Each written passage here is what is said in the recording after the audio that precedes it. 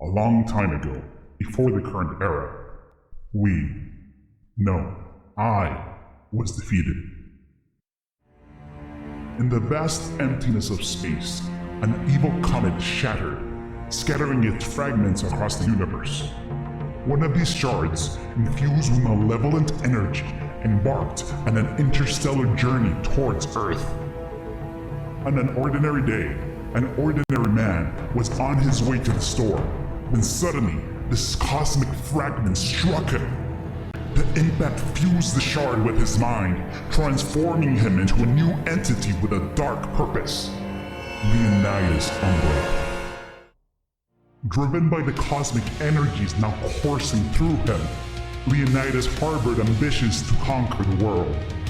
His campaign of terror brought him to the brink of global domination. However, just as his grip tightened, two magical girls emerged, wielding powers capable of countering his dark influence. In that climactic battle, they thwarted his plans, leaving Leonidas defeated and aimless, disgraced, and seeking to evade further conflict. Leonidas found a ragged hood discarded in the trash. He donned it, using the simple garment as a disguise to blend into the shadows of society. As he wandered the world, hidden from those who might still seek him, he plotted his return. He could not return to his lair, nor did he have the support he once relied upon. He kept it secret from his followers, and perhaps even from himself. He was not hiding from the magical girls who had defeated him, but because the evil organization that once funded his endeavors had abandoned him and his army. How could he face his followers with no funds, no support, no power? Yet, he remained determined, continuing to plan from the shadows. For the past 2 years, the plan has been taking shape amidst relentless effort and numerous challenges. Exotic dishes have been crafted, attempts at world records pursued, and countless dog treats consumed. Even completely legal explosives were concocted, all amidst a backdrop of considerable struggle and hardship. Finally, the moment he had been waiting for arrived. Now, stronger and more determined, Leonidas Umbra is ready to emerge once again.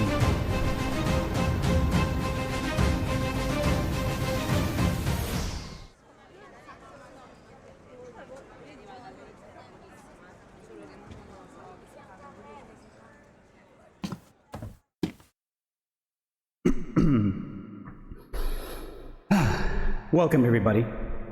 I want to welcome you all, friends, loyal henchmen, and curious onlookers, and Steve. After years of meticulous preparation, hidden from the public eye, I emerge with a vision. To my steadfast and loyal followers, your unwavering support has not gone unnoticed. As we stand on the brink of reshaping the world, know that your dedication has been instrumental in reaching this pivotal moment. You are not just witnesses to history, you are its makers. Your loyalty will be honored, your sacrifices remembered, and your role in the new world will be one of privilege and power. Together, we will usher in a new era of unprecedented prosperity and control.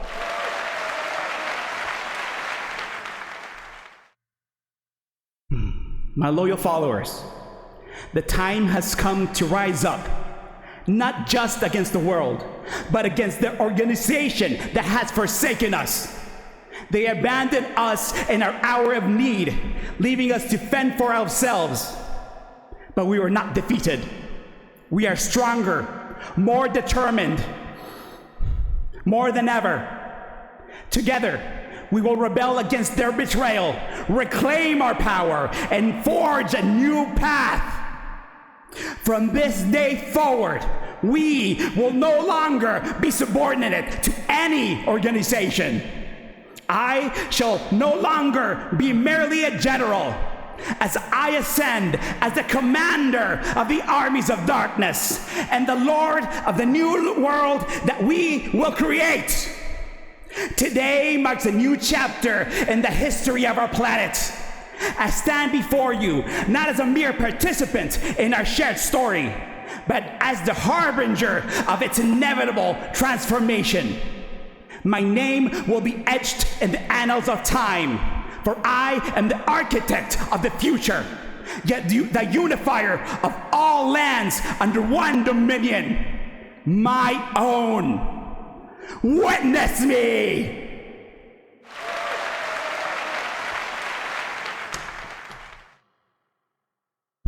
For far too long, our world has existed in a state of disarray. Allies turn against each other. Jealousy overwhelms compassion. Selfishness dominates. Friends unwilling to forgive each other. My vision promises a new era of order and unparalleled prosperity. A world where chaos yields to control and discord transforms into unity. Do not misunderstand my intentions. This is not a declaration of war, but an announcement of inevitable ascendance. I invite each of you to join this new order willingly. Resistance, while expected, will be futile. Align with me and share in the boundless glory of our new world. Stand against me and be swept away by the tides of change. Let us cast aside the old ways of conflict and competition. Under my rule, we will harness our collective potential, our resources, our strengths. Together, we will forge a path not just of survival, but of exponential prosperity.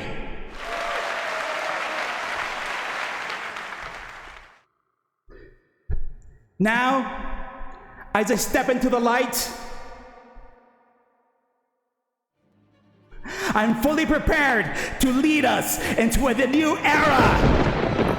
Ladies and gentlemen, today I welcome you to the Castle of the Dark, where we are no longer planning our next attack on Earth and its people. For the planet's complete. I am Leonidas Umbra, Lord and Commander of the armies of darkness. Rise, my powerful minions. Rise, my loyal henchmen. For we are executing our strategy. And the world will soon be ours!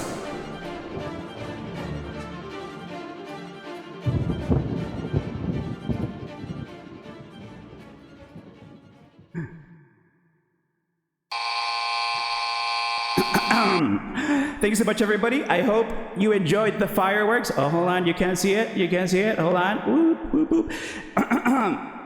If you would please follow me to the castle for the next section of our show, please follow the big red arrow. Also, please do not pollute the Dark Lord's castle. Please bring your trash with you. There will be garbage bins inside the castle. Please, again, do not pollute the Dark Lord's castle. He doesn't like it. It makes him mad. Please follow me this way.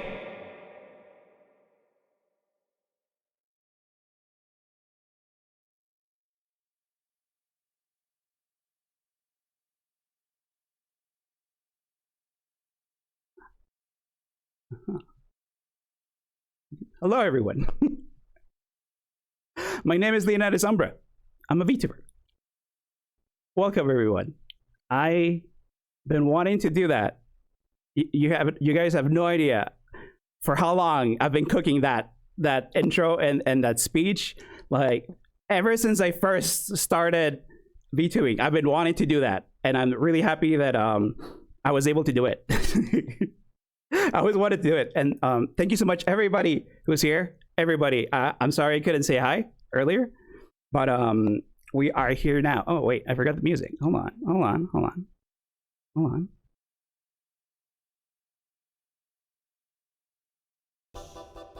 There you go. Now we can have a nice, relaxing chat. But welcome, everybody. Welcome, Koopa. Welcome, Dormouse. Welcome, Nethyscuria. Welcome, Gator Gods. Welcome, Hardcore Hunter. Welcome, Sego Heavy. Welcome, Ninja Michael 64. Welcome, Spiff Child. Sorry.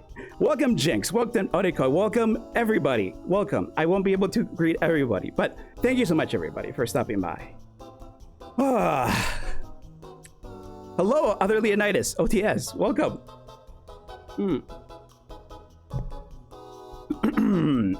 I'm good, don't worry. Welcome, Fuzzy. Welcome, Token. Thank you for the raid. How about let me tell you a little bit more about myself. I prepared these slides for you guys.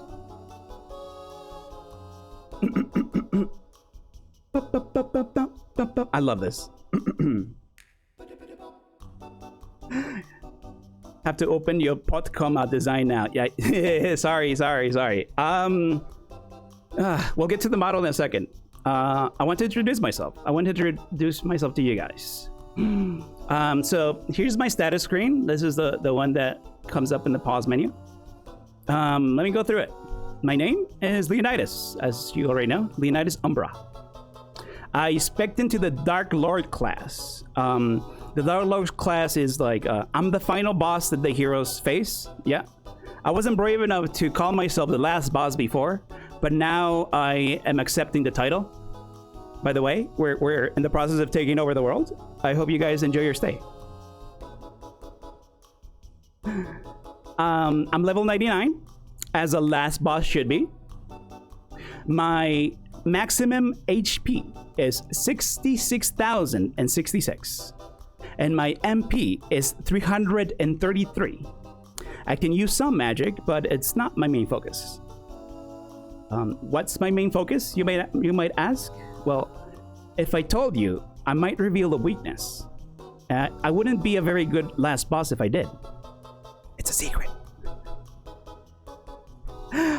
Thank you for the bits, Steve. It's been literally an infinite amount of time since you went slingshotting through the time in search for the one thing you desired, a solvent for the magical super glue to stuck onto your head.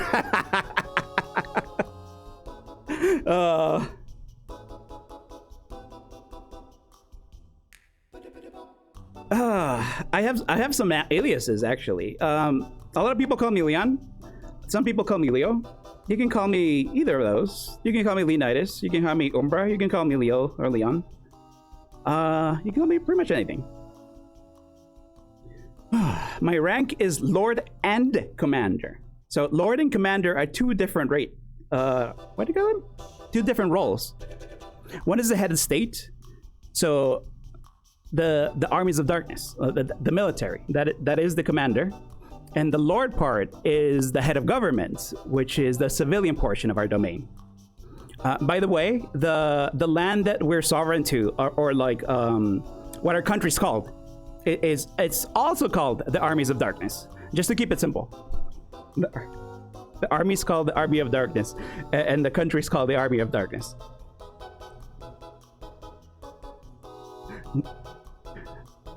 No, I'm Steve. Are they trying to take your name, Steve? I'll stick with it, boss. Yeah, you can call me boss. You know what? You can call me boss. Usually, you can call me boss. I prefer that because I'll show you why. Where's the Navy of Darkness? Inside of the Army of Darkness. The Army of Darkness has all sorts of divisions in it. Like like the Club of the Undying, or the Organization of Hate, or the Fraternity of the Undead. One of those is naming. I don't know which one it is. You guys can figure it out. I assign you one at random when you join.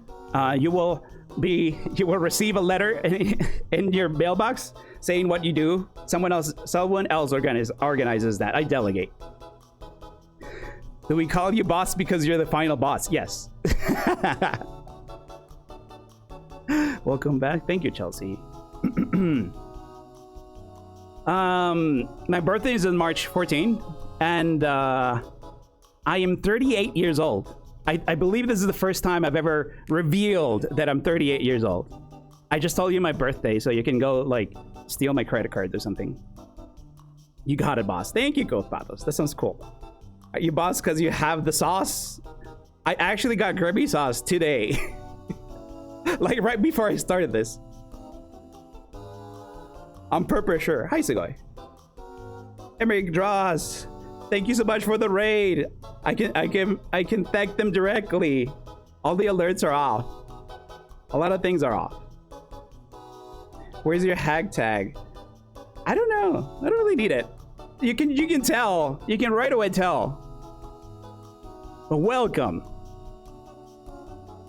Let me tell you a little bit of what I like. Ah. What's the Mother of Darkness's maiden name? Was it 3 funny numbers of darkness on the credit card of darkness? They're 666. Oh, hey, Nanodan. Hey, Hazmat. Hey, Urakai.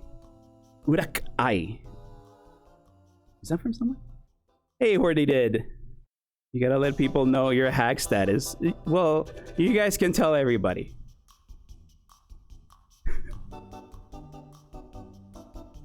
What do I like? I like talking about these things. These are the things that I like to talk about. I'm not an expert in most of these or any of these, but I like talking about them because, you know. Congrats on the view. Thank you, Domoto. You have a card that is 696. So close. So close. So close. Let me tell you what I like. I like video games.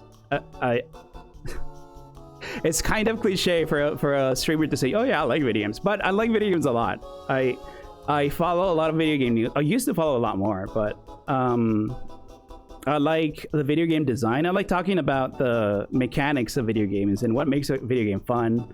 And I like making video games. And I like to talk about the video game industry. Mostly complain about the video game industry nowadays.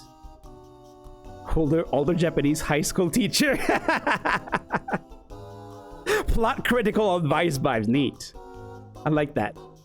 Hate Bimeo James. Yeah. Well, no. Yes and no. I love video games. But and most video games nowadays are pretty good. It's just that I wish they were more. What do you mean close? The higher number, it's at least 30 more evil. It's not 666. Time to bully EA again. EA is not even the ones that's doing it right now. EA is like they barely do anything nowadays. There's these 3 studios that there's 2 Californian studios that I'm annoyed at. Their games are fine. It's just that they're kind of the samey. Cream Shakes, thank you for subscribing. Ubisoft now. Ubisoft's kind of like, okay, here's the deal. I told myself, I wrote it in my notes. Don't talk about this. You're gonna set a bad example of yourself. You're gonna show people that just negative vibes. Well.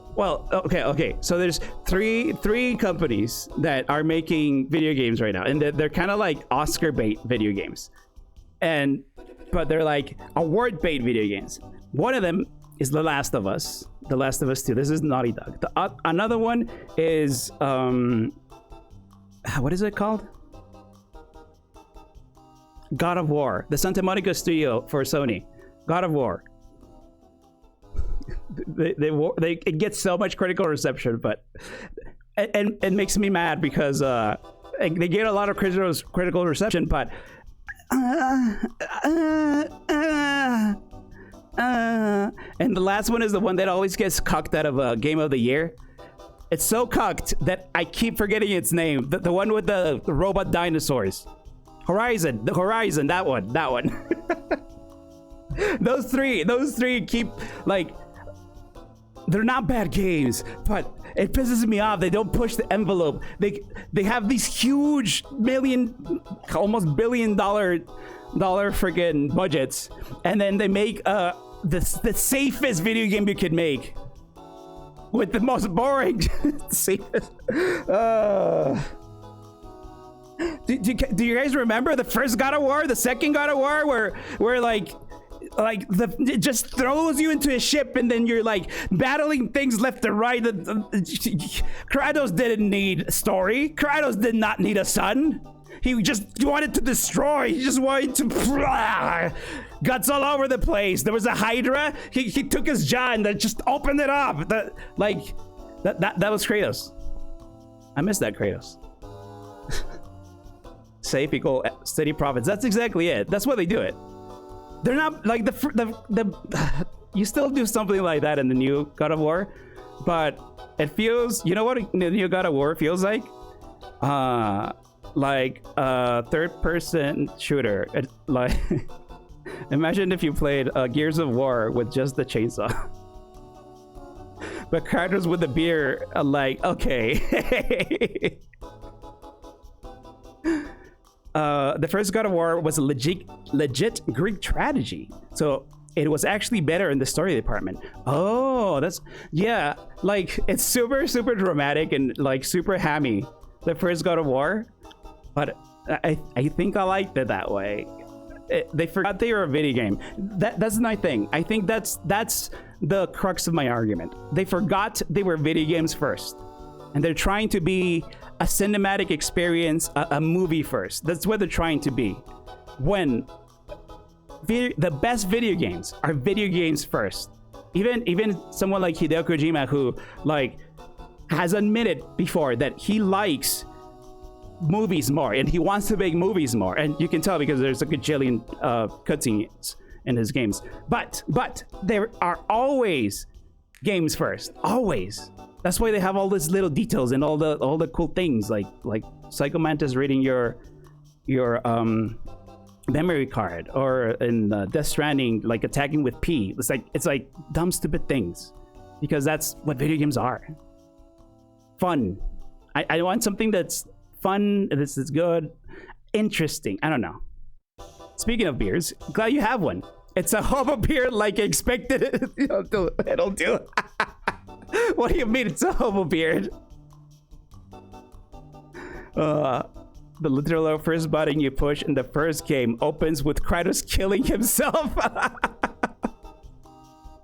He never liked himself or saw himself as, yeah, I like that. It was interesting. Man, I'm gonna miss some of these messages, sorry. Part of the downside of cinematic games is that they don't really use their game mechanics to tell the story. Yes, exactly. That's exactly it. Nuclear laborer. Homer Simpson. That's exactly it. You have to use your gameplay to tell the story. You like, Death Stranding is a walking simulator, right? But I don't know how they managed to make a walking simulator tell the freaking story. You know how they tell this story? It tells the story of Death Stranding by upping the ante and making the freaking scenery tell you a story. It tells you, it shows you the story with the scenery. It doesn't tell you the story. It's kind of like that. Ludonarrative dissonance, yes. At least they don't cheat on board games night during Furrow's birthday. I remember that. I cheated on that. That was funny. Gameplay started disconnected. It's so frustrating. Yeah.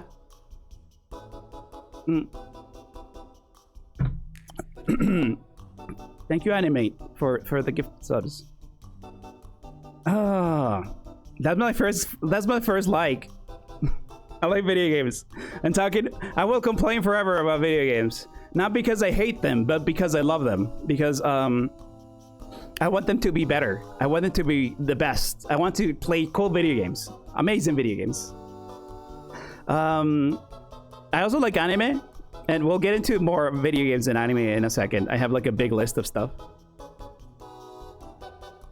The first mission of Death Stranding is the hardest in the game because you have zero idea what you're doing, zero stats, and one of the heaviest things that you're carrying are wobbling back and forward because of it. Oh, the one where you... Well, maybe I shouldn't spoil it. I think you like carrying some body or something. The last mission of Death Stranding is the same exact... You're right. You're right. Oh my god! How did I miss that circle? Holy crap! It goes for a circle. Oh! It is the heaviest thing. Okay, fuck the debut. Fuck the debut. We're playing Death Stranding right now. Where's my video game? Where's Steam?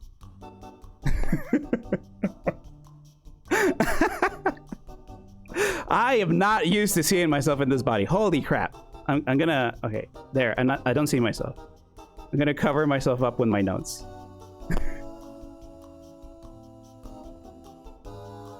There, now I can see myself. No, I can still see myself. That'll take some getting used to.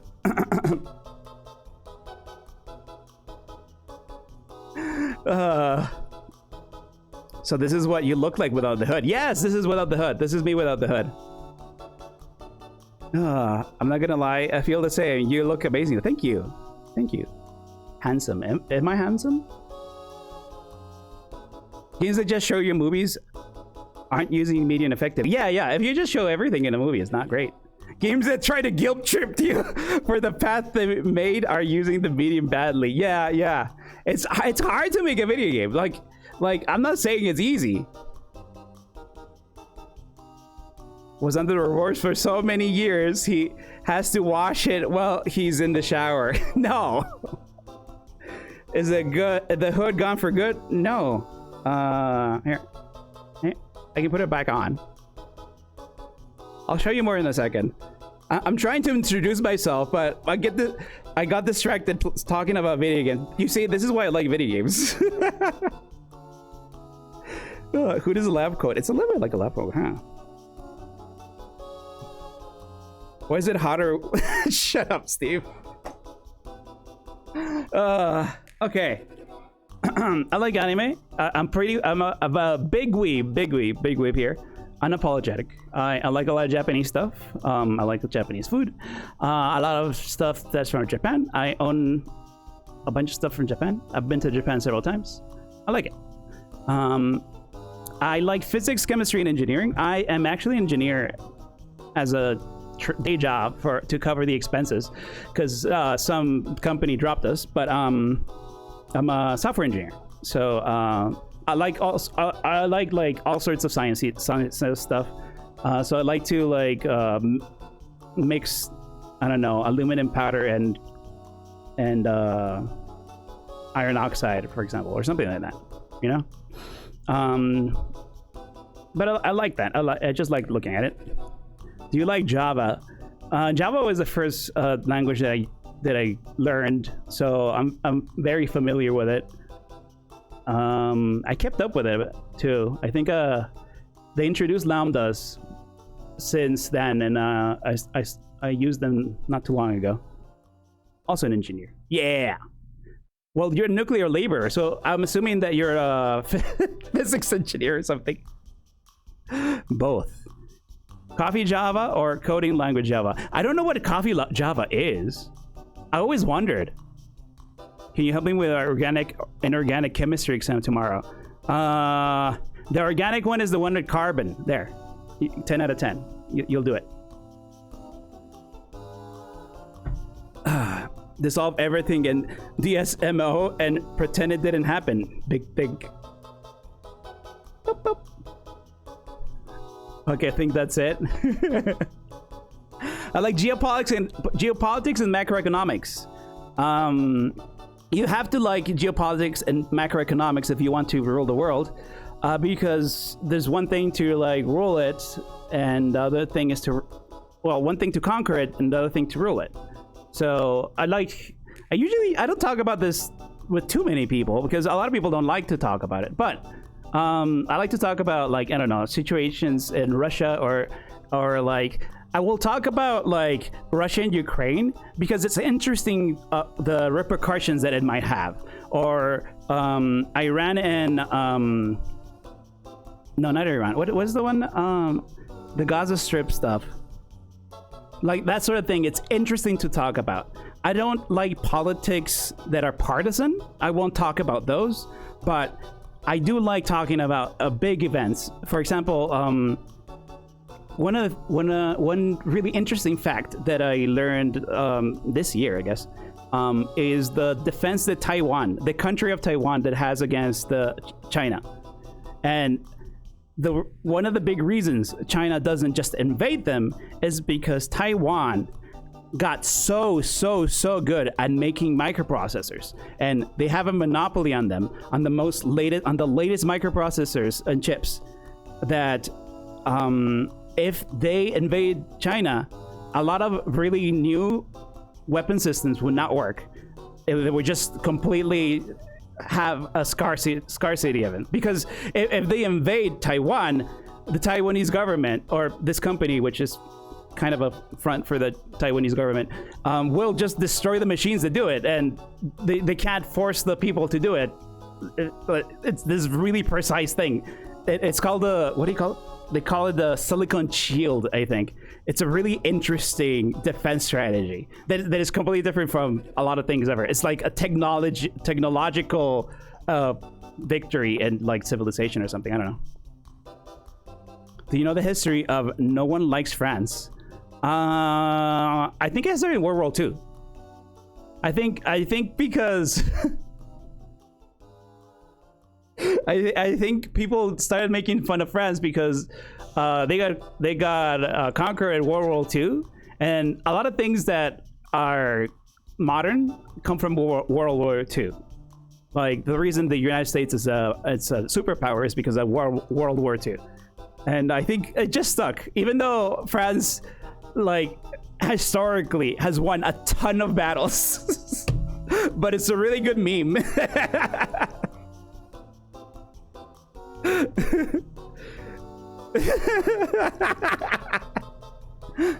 Unbearability, it is well, never mind. I understand we have technological advances over other countries, and then we threaten with shortage of that if something happens. This is true. The United States does this a lot. What a lot of people don't understand is that when the United States sanctions someone, it's not to make them like surrender right away, because they won't. They'll figure out a way to like go around those sanctions. What international sanctions do is that they will cut your GDP by a percentage, and for a country to continue with its level of prosperity, they have to have like a certain amount of GDP above a threshold. Because if you have a GDP below that threshold, then your country is declining, and every year you get stuff gets a little worse. Like prices get a little higher, and there's a little less things, and that won't defeat a country in a year or 2 or 3 or 4, maybe in 10 or 15. So they will do a huge dent, and the citizens of that country will not want their government anymore. And they might rebel, or something might happen, or maybe that other government will do concessions. But if you ever hear that the United States is doing sanctions or whatever, don't think that it's to make it work right away. It is a long-term strategy whenever they do sanctions and other. This is geopolitics. His lordship returns. Hello, Lord Master Sotek. Thank you. Welcome. Thank you for stopping by. Region short list memorized. Basically trying to starve. Yeah, basically it's a very slow starvation. Yeah, that's what international sanctions do. A lot of people will see sanctions and they're like, all right, we're gonna take him down, but it's not gonna do anything because, like, for example, when Ukraine happened, the EU and United States did a lot of like oil and natural gas sanctions, which the EU imported a lot from Russia, and Russia got a lot of money from that. And Russia, at the beginning, their economy plummeted. Well, the economy did, but their what do you call it? Their income plummeted. But then, like, Russia went around, made deals with other people, got around these sanctions. Did they get to did they survive? Yes. Did they get to the level of prosperity that they were before the war? No. So their prosperity went down maybe like 1 or 2%, something like that. And it goes down 1 or 2% every year. And right now, the war in Ukraine, the longer it takes, the more years pass by, the worse it is for Russia. By a little bit.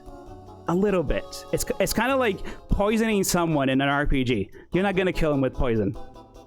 It'll just go down, tick, tick, tick, tick. So all you have to do is not die, and the other guy loses. Ukraine is doing funny stuff. I haven't actually followed what exactly they're doing right now. Are we going to war soon? We're chatting about it. No. The Army of Darkness. I'm actually gonna touch on that subject later. Enemy figures can't be good on the army's budget. Ah, you say that, but this is also macroeconomics. Japan is not doing too hot economically. It hasn't been doing too hot economically for like 10 years. And the Bank of Japan has done several things to try to prop up the yen, but it finally broke. And right now, the dollar yen exchange, like dollar yen, 156 yen to the dollar. It used to be like almost 100 when Japan was really strong, like this pre-COVID. It was like 110, 120. So it's a huge difference in purchasing power. So Japanese companies produce anime figures. Anime figures are sold in Japanese yen. So all of the anime figures are basically on like a 30% flat discount right now. Best time to get anime figures right now. Anime figures are like $200 or something. They're like 150, 140. Time to stock up on waifu figs. Yeah, anything imported from Japan is pretty cheap right now. Oh, another thing you can do. Actually, I don't know how it works with tariffs, but Japanese alcohol would probably be cheap too. You can get alcohol anywhere though, so probably not worth it. My heart goes out to Japan, but I'll make vacationing there so nice and relatively cheap if the yen keeps plummeting. Yeah. Right now, best time to visit Japan. You'll get a very cheap hotel room, very cheap rate. You get amazing food. Guys, Japan has some of the freshest fruit and food in general. If you go to 7-Eleven, you like at 7-Eleven and United States, the food that you think of is like processed, a lot of chemicals, like it'll last forever. It is not very good. It's okay. Rotten, it'll make you sick. If you go to Japan to a 7-Eleven, they made the food that's right there that day, that morning. They made that food. It is fresh. It is so good. You have not lived until you have had an egg sandwich from 7-Eleven in Japan. It's so good. Oh man, I don't want to get into the cults for the Asian. There's this cult, the Moon Cult or something, that some dude funded in Korea, and it has like roots everywhere. Shinzo Abe was assassinated because Shinzo Abe is from that cult, because you have to be if you want to be a politician in Japan, because they have that much power. And that cult killed, made like basically drove a person to suicide, and their family members killed Shinzo Abe because Shinzo Abe is part of that cult. It's so messed up. Japanese konbini in general are on the next level from the rest of the world's convenience stores. Indeed. Hono Homura. Honu Homura. Hono Homura. What else do I like? we're gonna talk about. Okay, you can see why I like these topics, because if I get into these topics, I will start talking about them for a while. I like technology and software. Video games are software. I like technology as in like new technologies. VR is really interesting. A lot of advances in VR lately. A lot of advances. You know what's really advanced lately? TVs. TVs used like I'm stuck in monitors from a long time ago because I do PC gaming. I'm a streamer. I rarely game on my TV. But they have really advanced HDRs. They have really advanced dimming zones, really advanced illumination strategies. Is really interesting. And there's like really cool technologies coming out, like micro LEDs and all sorts of things, that innovations that they're doing on the TV industry. And it's really interesting because it's completely separate from monitors.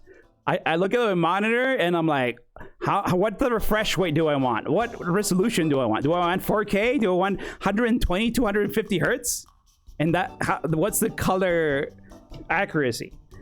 But I never think about the nits. I never think about it having HDR, stuff like that. Get a TV soon. If you haven't gotten a TV in a while, go check them out. They look really pretty. Especially the OLEDs. OLEDs are so cheap now. They used to be like $10,000. You can probably get an OLED for $1,000, which is a lot, granted. But it's not 10,000. What is it exactly refresh rate anyways? Is it the same as frame rates? Yes. You can have 1 million frames, but if your monitor only has 30 hertz, it can only display 30 of those frames a second. So if you want a very smooth video game, you get like 120 hertz one. You can get more than that. But after 120, you don't notice it as much. But 120 is really good, and then everything looks very smooth. And if you can get to 120 frames per second, so everything's scaled. It scales almost exponentially. So if your resolution is big and you have really big refresh rate, you need like a really good card.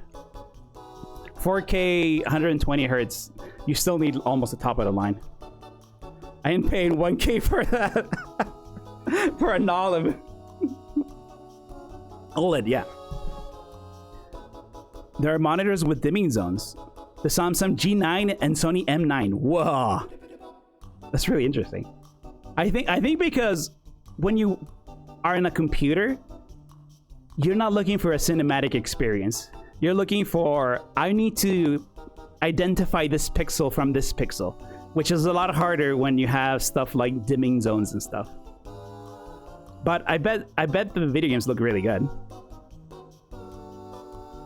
People walk a lot in Japan. People do. People do. I like cooking and food science. I like. I cook and stream a lot. Well, I used to cook and stream a lot. I stopped because I didn't have the setup. I have the setup now. In fact, I'm cooking this week. I'll show you my schedule later. But I like to think about food or as like as a challenge. Like like for example, if it's something vegan, you think, oh well, vegan food is gross. Well, I take it as a challenge, and I'm like, how can you make vegan food delicious? Because there's ways. Because it's just different ingredients and different flavors, and you combine them together to make a dish, and it'll be like, whoa, this works. This is amazing. You would eat this even if it's vegan. Can you make arugula tasty? Maybe. The bitterness in arugula is the main problem. So, if you cut it with something acid, it might work. So maybe like a lime dressing or lime or vinegar dressing, could like something like that would be a place to start.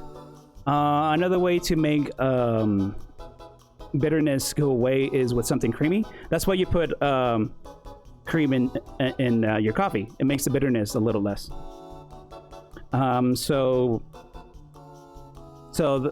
Yeah, put something creamy in it, put something acid in it, or acid in it. Don't do both or else you get cheese.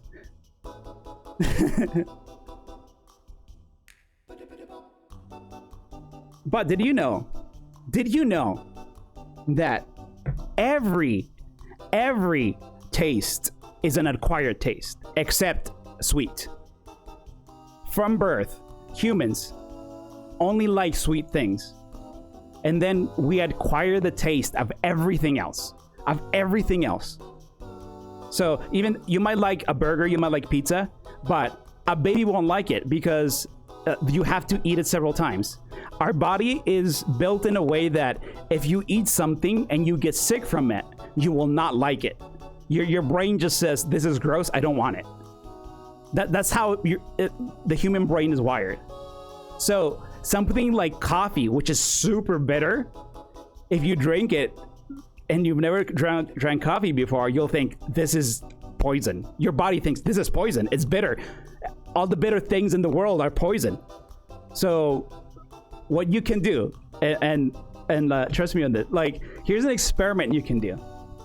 Take dark chocolate. If you don't like dark chocolate because it's so bitter, do this. Eat a little piece of dark chocolate every day.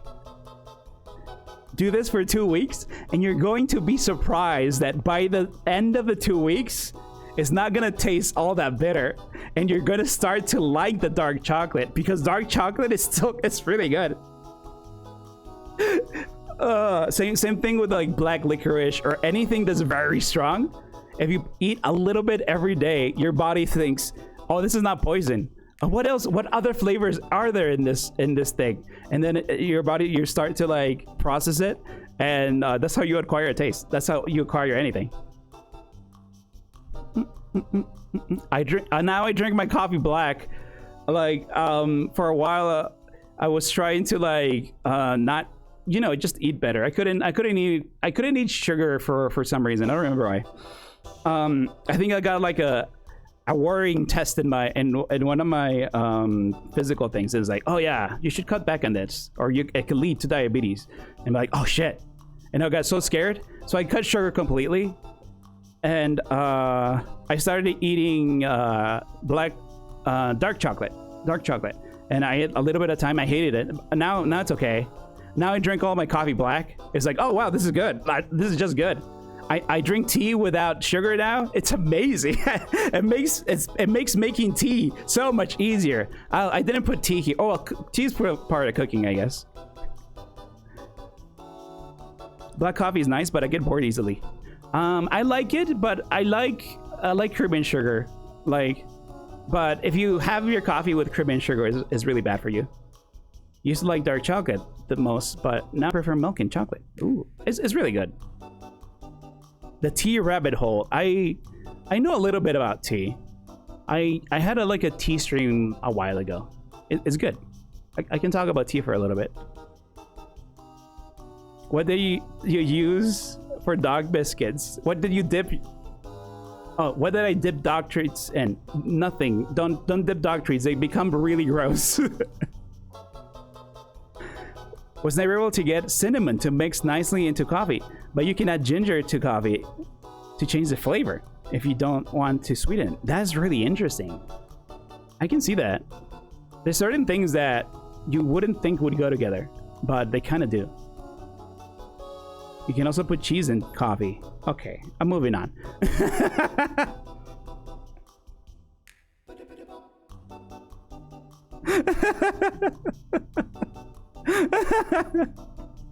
What else do I like? I like photography.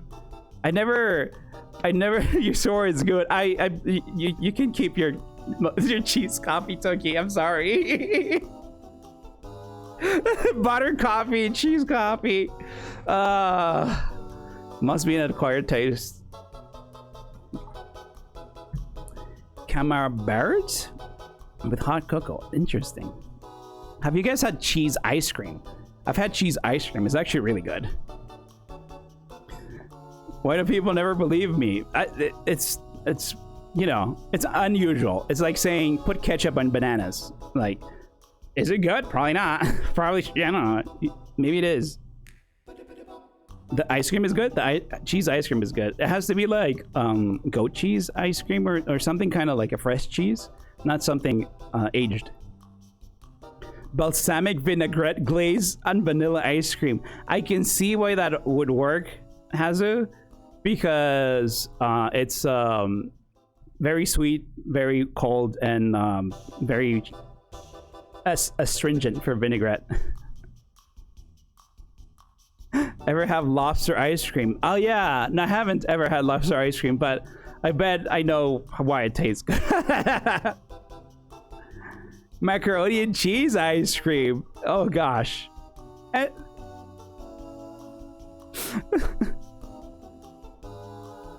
I like photography. Do you get, let me tell you about myself. I like photography.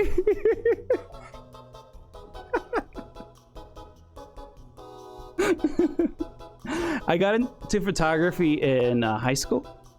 When I first started doing photographs, it was vintage at the time. I used like an old camera, and we took the pictures in black and white, and it was on film. So we would take the picture, and we would fill up a roll, and we would take it to a photography club or whatever. It's a class, and we would develop it in the dark room. You put chemicals in like a. No, what you do is that you take the little. I don't know if you guys have even seen that. I think some of you guys are too young to have seen film cameras, but film cameras has the little canister and it has this little ribbon that's kind of made of this plasticky thing, and it's photosensitive. That's where the photos are. So what you do is that in the dark, you take the little ribbon and you feed it into like this big plastic canister that you kind of spin, and it goes inside of it, right? And then you get the plastic canister, you take it outside, and you put chemicals in it, and you shake it, and then it's like 3 or 4 chemicals to like develop it and set it, and then you get a negative. Then you get your negatives, and the way that you develop a photograph is that you take a negative, you put it in like a little tiny projector, and it'll project the photo that you took into paper. Well, it will just projects it, right? But you put a photosensitive paper under it, and you burn the paper, quote unquote. And then the dark spots get developed less, the light spots get developed more, and you put it in chemicals as well. So you put in one chemical, another chemical, and it washes it away, and one to set it. And you get a black and white photo. It's really interesting. Big Photo didn't like this. He doesn't want an ad. Oh no.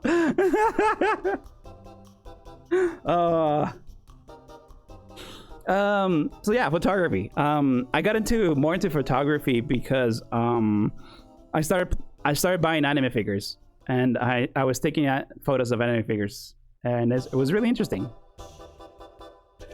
Negative photos are the reason why blueprints have white lines and a blue background. Interesting chemistry and history behind that. Oh, interesting. I like animals. I like animals a lot. I like all sorts of animals. Like, I think I don't like some bugs. I don't like cockroaches. But yeah, I like animals. I like dogs and cats. I'm slightly allergic to dogs, which is kind of sad. It's weird because I had a little Chihuahua dog when I was younger, and she was with me the whole time. He likes their food. I forgot.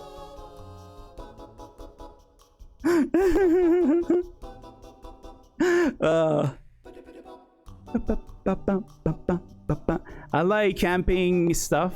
It's been a really long time since I've gone camping, but I like camping. It's relaxing. I like survival stuff. I think I like the survival aspect more because I like to like fantasize that it's a zombie apocalypse or something. I like a little bit of prepping, not too crazy, not going crazy, but I like having like supplies and stuff. It's funny because my closet behind me like bottom shelf of supplies, just in case there's end of the world, you know. Throw away the dog biscuit you gave me next Christmas. The most comfortable thing is at least I don't have to pay taxes. That's what you think. The United States government is going to come to your house and collect taxes. Not too crazy. Not too crazy, yeah. Because you could get really... Okay, if I had my way, I would make a bunker. If I had enough money, I would put a bunker in my house and I would fill it with MREs.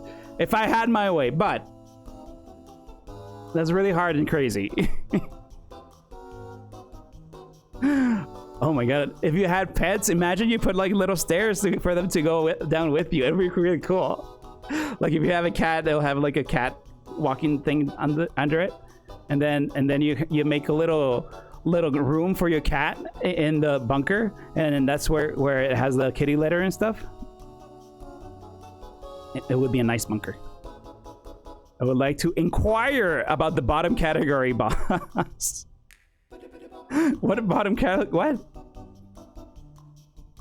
Taxes or paying post-apocalyptic gas for protection? Yeah, that's probably that. So curious if the magic girls that beat him were elves. I forgot about elves.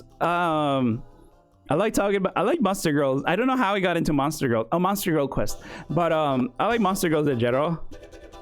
I think there's been a lot of elves in media recently, but they're not the hot type. They're just the cute type. It's interesting. There's like, okay, when there's an elf, there's two types of elves. There's the slut elf, and then there's a cute elf. Nothing in between. It's either this bombshell, voluptuous elf with almost no clothing, or this cute, very cute, like mild-mannered cute elf. Slut elf, let's go. What about racist elves? That's like, I think a lot of I think magical racism is interesting. It's so weird because there's actually really completely different species. Now we get into the good stuff. Oh yeah, slut elves. Monster Girl Quest is so good. So good. You go in there saying, ha ha ha, I'm gonna see some hot monster girls, and we're gonna see some saucy stuff, and then you end up bawling because this friend that you were with died. Oh my god. It's so good.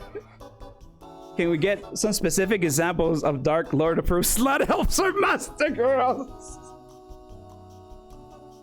You know, this was supposed to be like a prepared, like a streamlined. I guess you just can't do that. Who's a good elf?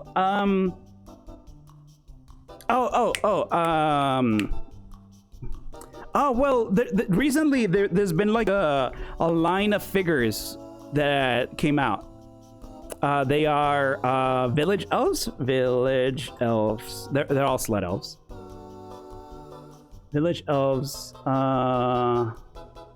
Figure. Let me choose the least slutty version. Because okay, let me choose you a good one here. I guess I don't care if they're slutty. I'll show you something.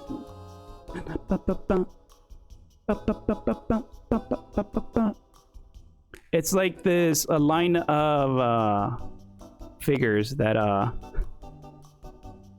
got made recently.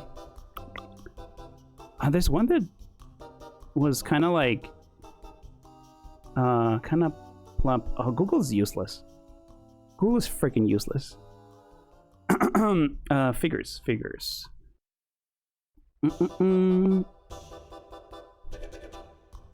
Oh, that was good.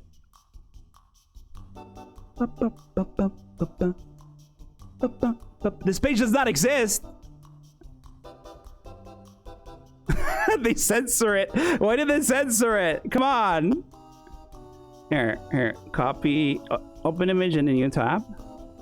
No, open image in a new tab. Can I do that? Can I do that? Sure can. All right. Here's a slut elf.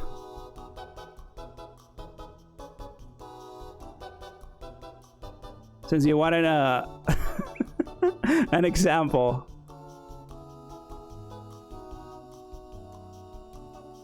If you want like a cute elf, go watch Frieren or Dungeon Meshi. Both really good anime. Let me see what you guys are saying about it. Are these slutty elves made in Japan? Are they cheap now? Yes, and they are cheaper than they used to be. So go nuts.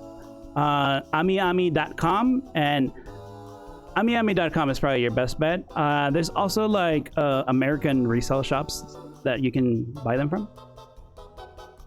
Your defense stat must be insanely high. Yeah, because of the tiny micro bikini. Look, she has magic sword and a magic shield. She knows what she's doing. Those are probably enchanted with like plus 20 defense each one of those like boob plates. Enough of the slut elves. Okay. Goodbye, slut elf. Otaku Mode is a reseller, so you can buy from there too. Her evasion stats is off the charts. That made it look dire though. Oh, they're actually making an anime of the village elves. Look, the reason you know why it sucks? Because they're trying to make an anime out of a line of figures there's softcore porn. It's like there's no substance there. I think they're making this anime just to show elf titties and ass. Elf titties and ass. That's what it's gonna be. And if you expect anything more than that, you're going to be disappointed. It's an anime about the Fat Elves manga. Oh, I haven't actually read the Fat Elves. Everyone keeps telling me, go read it. I'm like, I guess I should. As long as they get the right studio. This is true. There's some studios that are really good at making those really saucy animes. Some others that are not that great. Fat Elf is fun. Is it? Plus size elf. I do like elves.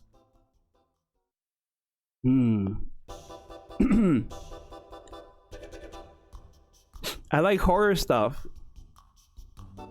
More specifically cosmic horror, but I like all sorts of horror. I'm actually a very scared, like I get scared really easily by horror stuff. But not when I'm with people. Because if I'm with people, I just think, oh, whatever. Same thing on stream. It's like, oh yeah, whatever. Like it's nothing. But if I'm alone with my thoughts, and I think, was that something? Is something there? Is something gonna come out from the dark? Is my doorknob going to start opening up little by little by little by little? Did I hear something? Am I hearing something? Oh, what was that noise? That was definitely a noise. Oh shit, are they behind me? Stuff like that. So that's what I think. That's what happens. If I'm alone. But if it was someone is like, whatever. What are you, my dog?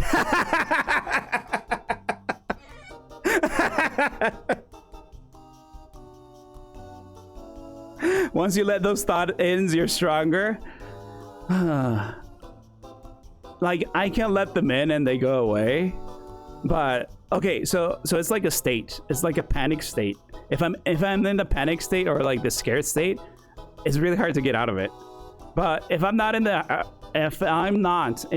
scared state and I forget about it, I walk in my house, lights completely off in the middle of the night, 3 a.m. like whatever, blah blah blah blah blah blah blah. Go get some water, get back. Don't turn on anything. But if I just play a horror game, forget about it. I'm done. If you're the one who occupies the darkness, you aren't scared anymore. That's true. But what if there's someone already there? What if you try to go into the dark bush to hide? Someone's already behind you.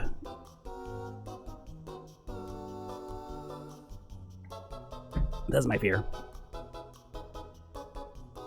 Clearly, they're so lost. You should help them. Bitch, better pay your rent.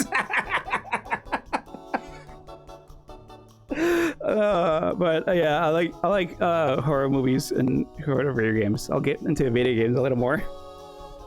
Hunt them first. Ruffle the monsters' jibbies. I want to make a video game where you're the monster, where you're Slender Man. I am driving the bus now. Have you played Paper Lily? Does not sound familiar, but let me look it up.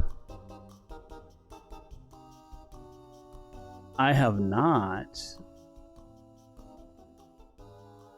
But it looks like something I would play. It looks right up my alley. It's like, oh yeah, I do this.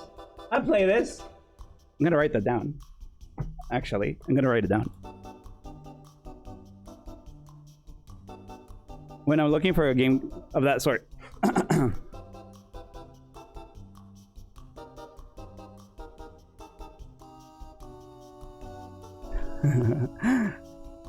Hey DJ, have you ever heard of Crow Country from the trailer? I think I saw you posted on Discord, Ninja Michael. It looked really good, honestly. I think Grimmy was playing it. I'm like, oh, I can't watch this. I want to play it. It's a cute horror game. Yay! Cute horror games are great. I like music. I like singing. I've done a few covers. I was actually working on a cover before Till, thank you so much for the raid. I was working on a cover before I was doing the debut thing. But it takes a long time to like get really good at the song. You have to practice it a lot. Let me give Till a shout out. Everybody go follow Till. Shout out to Till. Ninky. Oh, thank you, Steve. But Library of Brunia, I hope you guys had a really good time.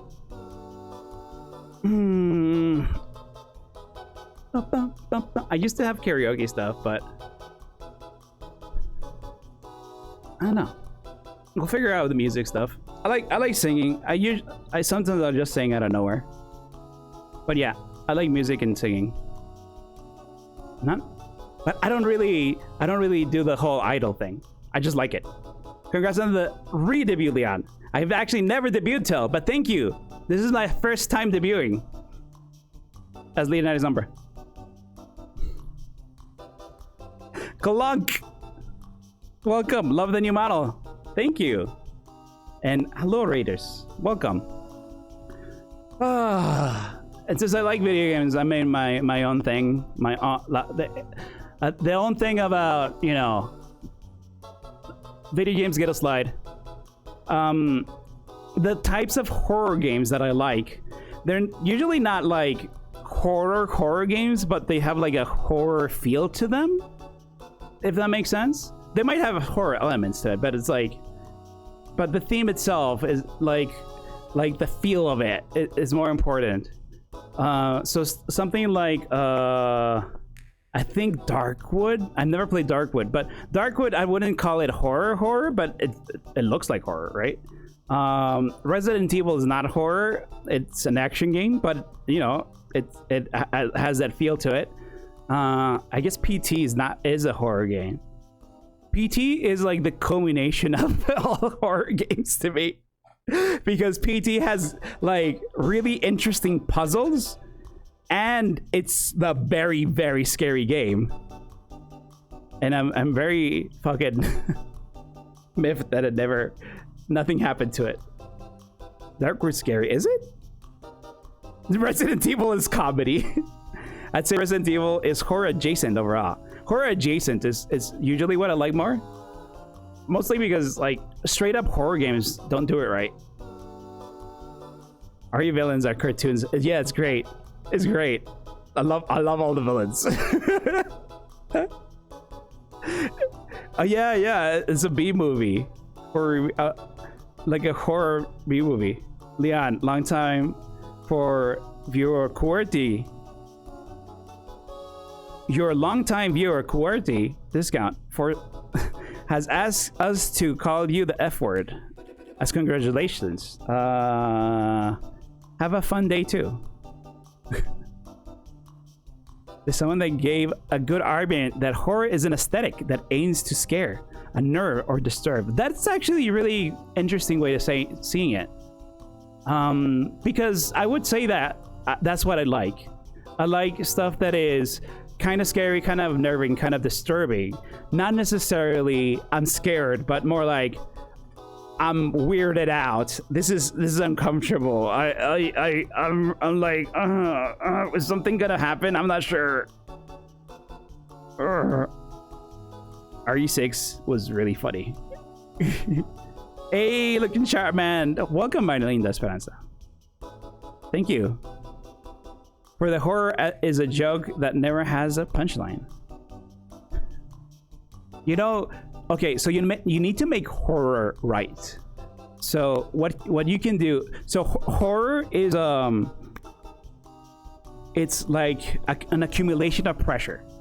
Horror is kind of like filling up a balloon. So you make the balloon slightly bigger, slightly bigger, slightly bigger, and every time you make it with suspense. You fill it with suspense. You fill it with disconcerting atmosphere, with weird noises, and nothing's happening. And the balloon gets bigger and bigger and bigger. That is horror. The horror happens the moment it pops the balloon.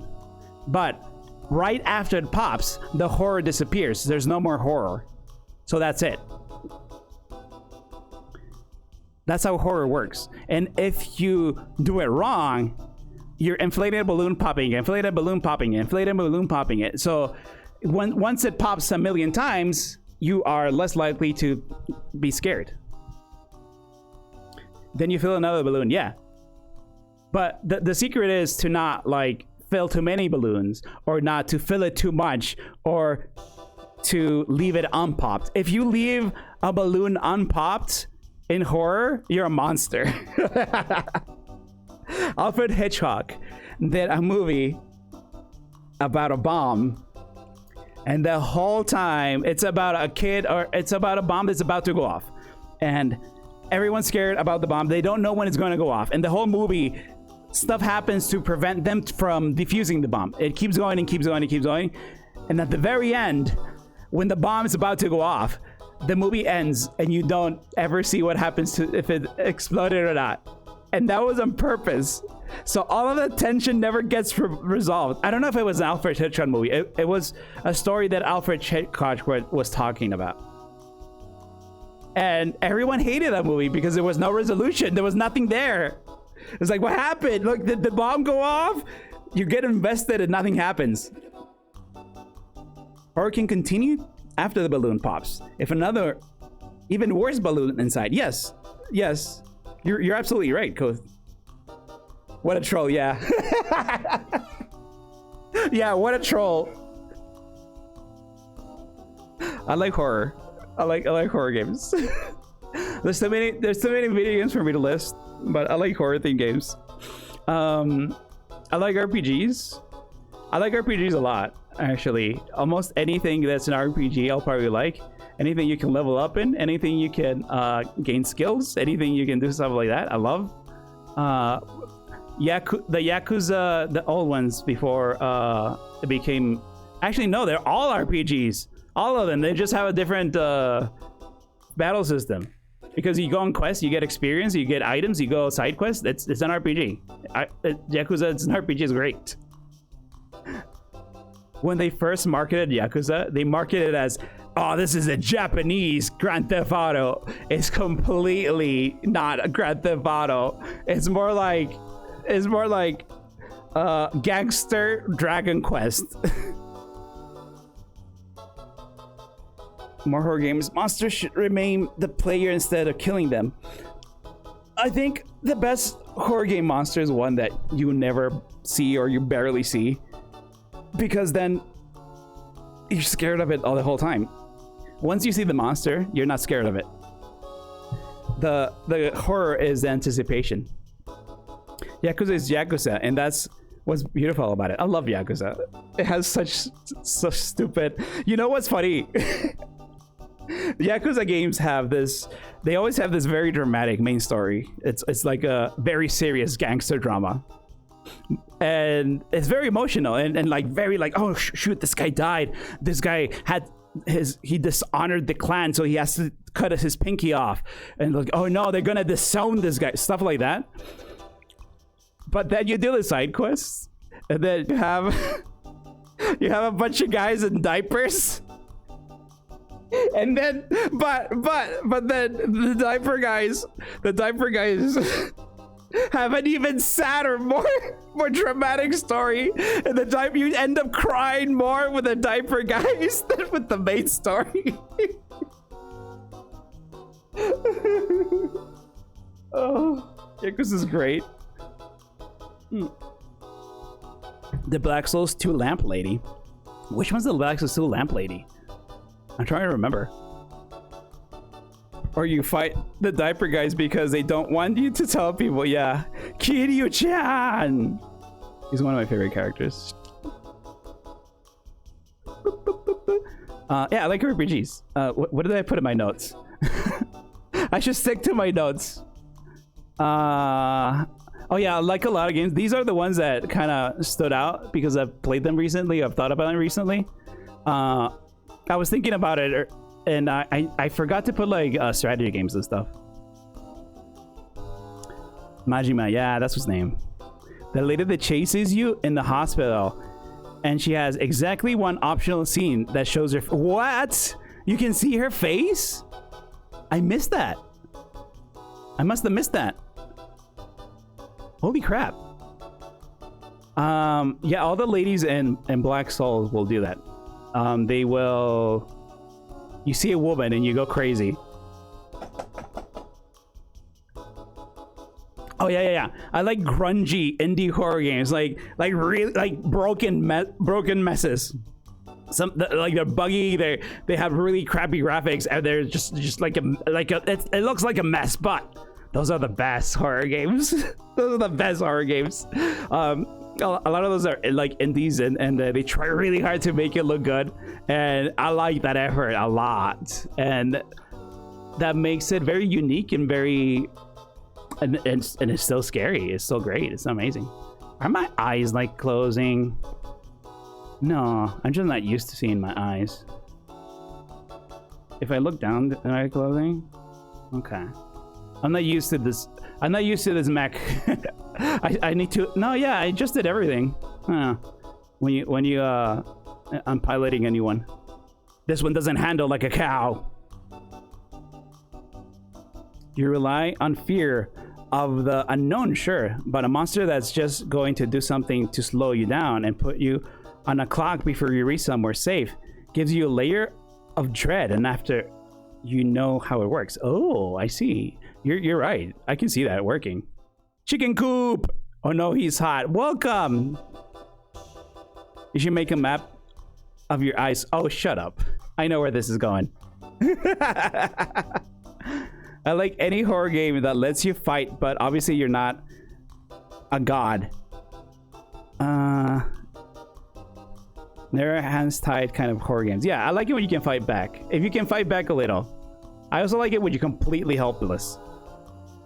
Like Amnesia the Bunker. I like Amnesia the first one. I don't know what the Bunker one is. So in Amnesia, the monster's immortal. You can't do anything to it. Which I thought was interesting, but you can evade it in different ways. Which is, I don't know, I liked it. I think Amnesia is one of the better horror games, although it's pretty dated by now. Oh yeah. In my notes it says, I loved everything about BioWare up until they made Dragon Age 2. No, up until Mass Effect 2. because after Mass Effect 2, they made Dragon Age 2, and everything after Dragon Age 2, Dragon Age 2 was Mass Effect 3 was Mass Effect 3 had really good gameplay, and a lot of the stories were there, but oh god, I'm still pissed off about a lot of things about 3. It had really good multiplayer though. Bunker gives you a gun. Whoa, you're in the trenches. Oh, that's interesting. Oh, that sounds really cool. I don't even... You didn't finish Dragon Age 2. You bought Dragon Age 1 is a completely different game than 2. One I love. I love 1. When Dragon Age Origins first came out, I played it for a week straight. I would get up, go to the computer, play till like 3 a.m., go to sleep, get up, go to the computer. I don't know if it was a vacation or what, but I had a lot of time, and I played it from start to finish in like a week, doing everything in it. Like put like 100 hours on it or something in a week, more than 100 hours. And it was so bad that one of my friends thought, well, holy crap, is he okay? I haven't heard anything from him, and I'm just playing video games. I love Dragon Age 1. I tried to play it like on the modern computer, but it just breaks all the time. I freaking broken ass game. I like Hideo Kojima. I like Hideo Kojima a lot.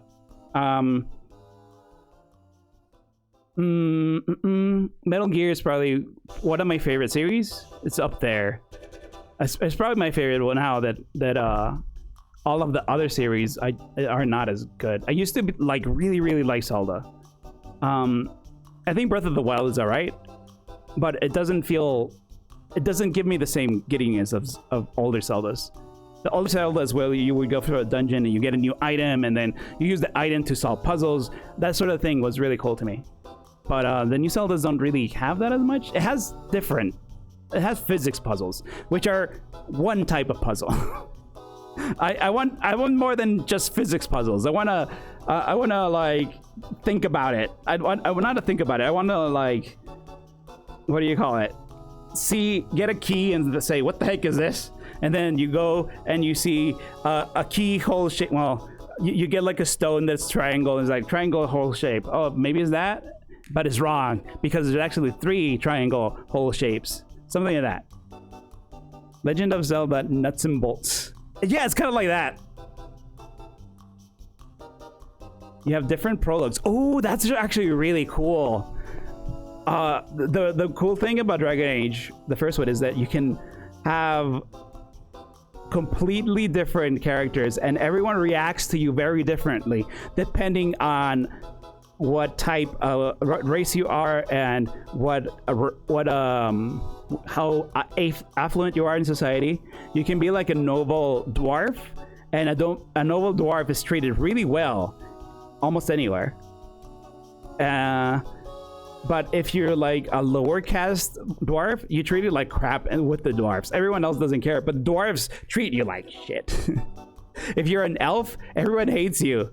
Unless you're in the forest, then they hate you also because you're not a wood elf. Wood elves only like wood elves. They're like, oh yeah. Everyone hates humans because humans are assholes in Dragon Age. But no one can do anything because there's way more humans than everyone else. So humans usually like rule over everyone. Oh, if you're a mage, so magic is prohibited in Dragon Age, which is really interesting because the magic comes from the Fade, and the Fade has demons in it. So like you can get possessed by a demon if you do magic, if you do blood magic, quote unquote, and people they treat you very differently. You're not supposed to be outside as a mage without an escort. So you're one guy going around as a mage, and everyone's like, "Oh wow, he's a mage." It's interesting. Depending on what you do, you get very different like intros and stuff. I'm just talking about this.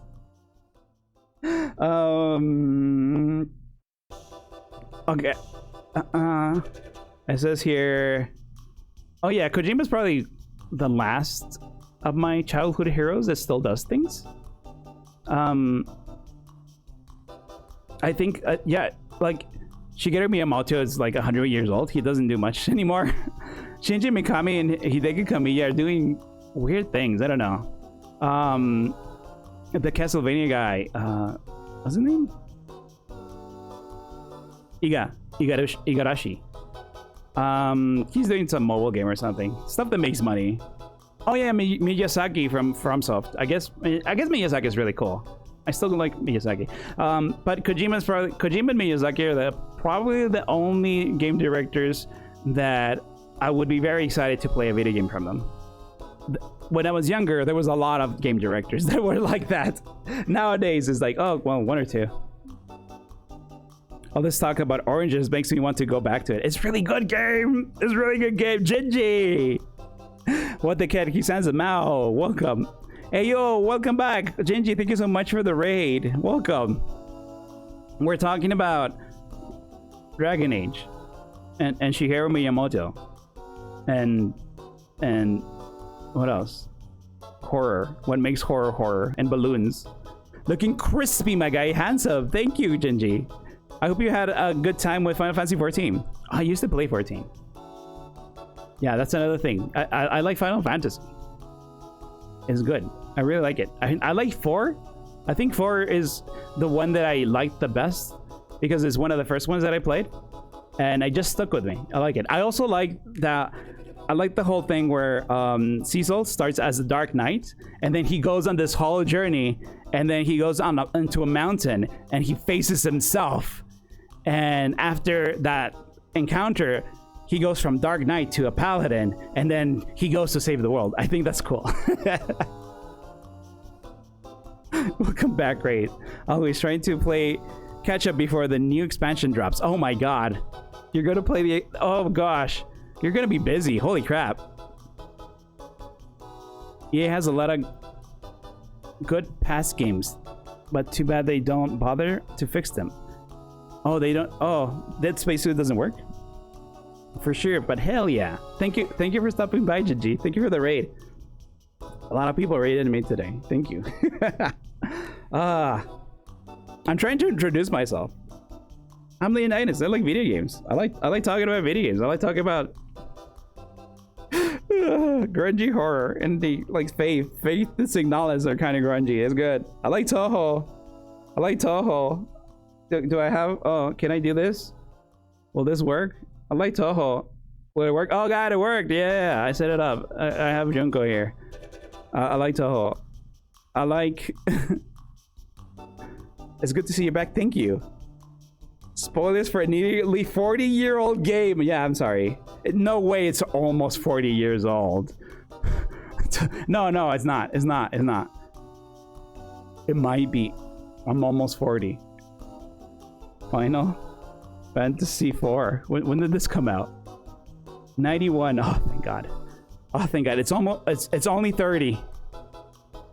It's only 30. So that's 9 plus 24. That's 33. 33. It's still not the middle of 30s. I don't know, guys. I think he likes Toho. Oh, so I wasn't gonna show this, but so my plan was to read my notes and just go through it, and then we'll be done really fast. But then we started talking, and then like, can I show you guys something? I was gonna show it later, but I got something made. Where is it? Ah, it's a desk.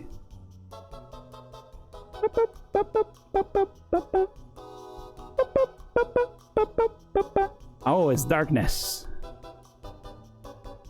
Oh, it's a chair. There you go. Someone turned on the lights.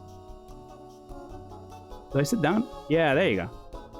So we have a room now. Since we're talking about Toho and Junko and stuff. The dog treats, yes. Listen. I can't run away from the dog treats. They're a part of the brand now, and whenever something happens that everyone knows you for it, you shouldn't fight it. Just go with it. Just say, yeah, the dog treats. Because if you fight it, you're gonna have a bad time. Castle maxing, yes. I got this really good artist, Zara, on Fiverr to do this. We have a photo of Junko over there. We also have a photo of Alice. We have like an armor which might or might not be enchanted and move. I'm not sure. It's hard to tell. We have some books. I don't know whose skull this is, or if it's even real skull. We have some scrolls. You gotta have scrolls. Like books, psha. Scrolls, yeah. Steve understands. He cleaned the castle. I cleaned this room. Oh, actually, cleaned 2 rooms. We have a grandfather clock. Yeah. I always love grandfather clocks because my grandma used to have one, and it will go tick tock, tick tock. I also have a USP 45 with the laser attachment and the suppressor. For no particular reason. It's solid 6 then. And then I have some dishes there because they look pretty, and some candelabra. Yeah, I like Toho. The reason I'm showing you guys this, other than because it's cool, is because I got a picture of I got a painting of Alice and a painting of Junko commissioned. And I hung them up on the wall. Do you have a trap door in front of the desk? What does this button do?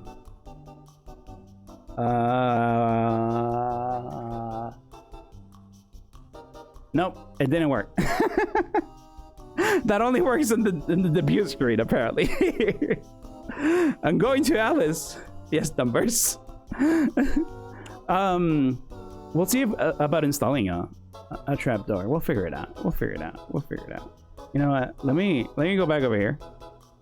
Let's get back on track. Let's wrap this up. I have a few more slides.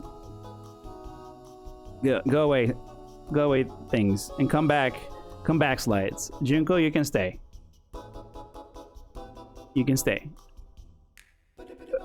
That office is great. Yeah, thank you. I love it a lot. I like it a lot.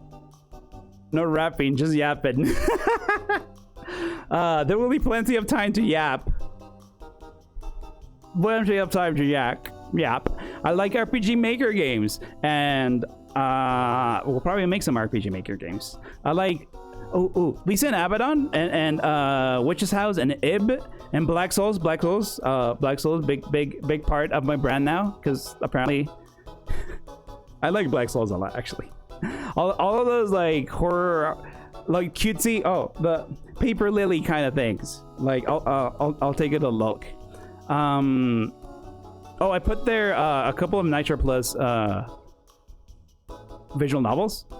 Saya no Uta was the first visual novel that I played, or that I stomached playing through. More than stomach, because it's hard for me to like read visual novels, because I'm kind of an ADHD, I'm kind of dyslexic, so I'm starting to read and like get distracted and go everywhere. But Saya no Uta has a really good soundtrack, and it has a really good concept, and it just grabs your attention. It's like, actually, let me show you. Let me play for you the first song that you hear in Saya no Uta.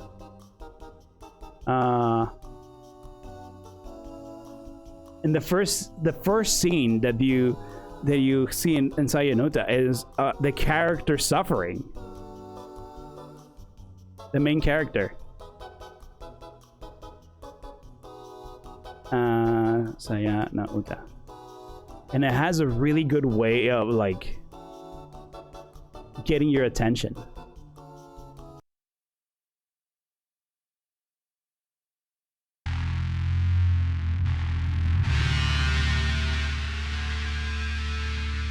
This is droning, buzzing, weird sound.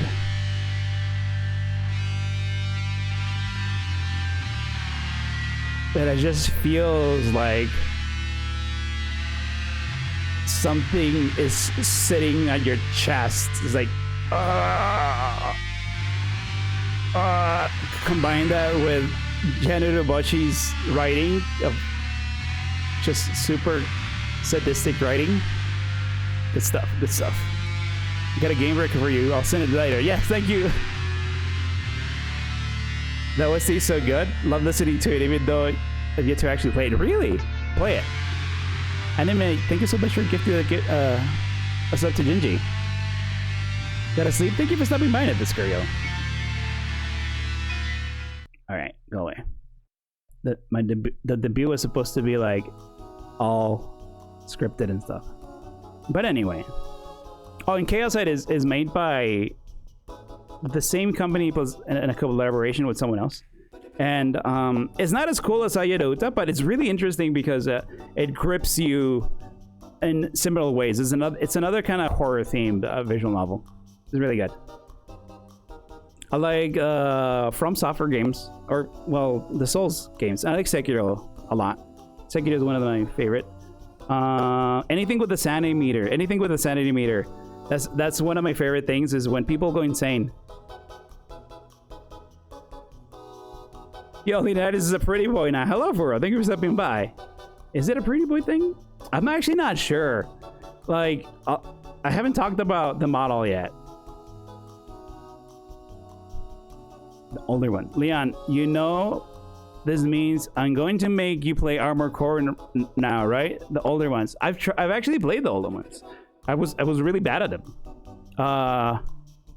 Link's text to a guy who's really good at Armored Core. I kept talking about Armored Core with him, and I started to play them, and I was like, "Oh God, this is hard.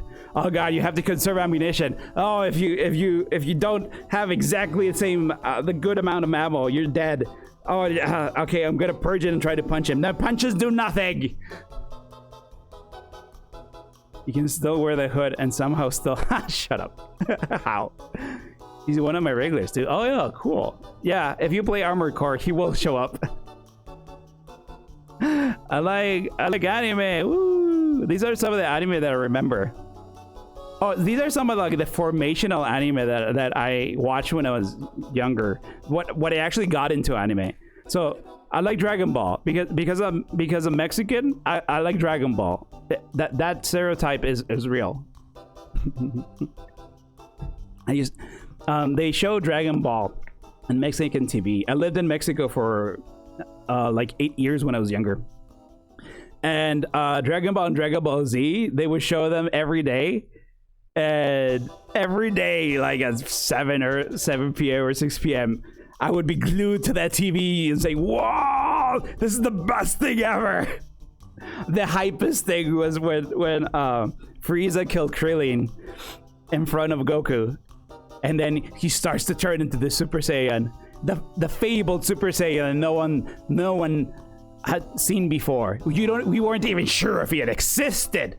We weren't even sure if it existed, the Super Saiyan. And then he transforms. You received a gift from Hazmat. Thank you, Hazmat. I'll take a look at it. Toriyama was really good at making that drama. He's also was a really good mangaka. If you read Dragon Ball or Dragon Ball Z, the earlier chapters at least, see how the panels flow, and you will see that you understand how the action is going. He was very good at giving you a very clear understanding of what was going on. If you see modern manga, you're not sure about the action. Like the action is just like clashes, and it's like, what the hell happened? I'm not sure, but like, you can see like the martial arts that they were doing in Dragon Ball, or the moves that was happening when Goku goes Kaioken is really interesting. It's really good. The way Toriyama drew cars and motorcycles, he drew like all technology really interesting, very unique. like all mechs, like like modern mechs are like humanoids. His were like humanoids, but like inspired kind of in steampunk. It was really cool designs. He was a really good artist, really good at mangaka. I was sad when he died, but he was old. It was time. Motorcycles in particular. I think he was a fan of motorcycles. He drew Bulma in a motorcycle a lot, and he gave Bulma he used Bulma as a dress-up doll. He wasn't that old. I guess he wasn't. Japanese High School of the Dead. I really like the High School of the Dead anime. I don't know why. I don't know, like, okay. Obviously because of the TNA, right? But I just really like it. I really like High School of the Dead. I really like the opening. I really like the premise of modern day zombies and some kids trying to like survive. I really like the premise of these stupid kids getting caught in these weird emotions and stuff, and like going to Japan, zombies in Japan where there's no guns. Like usually zombie movies are in America where everyone has a gun. Is like, oh cool, we're gonna shoot them. What the heck do you do in Japan? I guess you can make spears and stuff. I don't know. Spears are like really easy to make, but how do you like counter a zombie invasion when there's no guns? Unleash big boobies.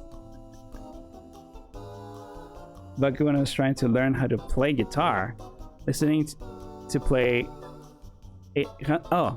High School of the Dead opening was one of my purest moments. Ooh. Go to Okinawa. I guess there's bases, yeah.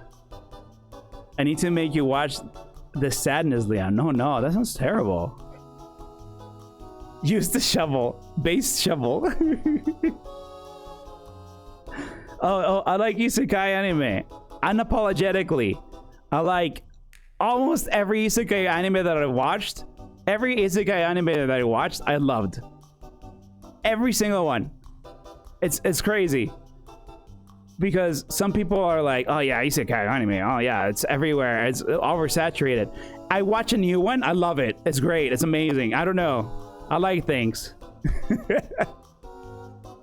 He has brain worms. No, isekai is just great, dude. It's so cool to see like a new world, completely different. Going back to the topic of macroeconomics, it's really interesting to see the economics of different places. Dungeon Meshi, for example, is not isekai, but Dungeon Meshi, for example, has an economy based all on the dungeon itself, because explorers go in there and then they get stuff and then they go outside and they sell it, and because there's a lot of explorers, people with food started to show up and to sell food, and then so much people were there that they started to build houses and inns and everything. So because of the dungeon, it was a bustling city, a bustling economy, and a lot of the what drove that economy was the dungeon itself. Part of the plot of Dungeon Meshi is they're not wanting to close the dungeon, not wanting to like solve the dungeon because it was such a like money generator for the island. It's interesting, really interesting, that sort of thing. If you read isekai light novels, usually they have more details on that sort of thing, so they end up being a lot cooler. I like Lord Horizon. Overlord is really good. Overlord is my favorite isekai anime because it's stupid. It's great, and it's really well animated. So messed up. It is. Damn. I guess I'll just be depressed. What?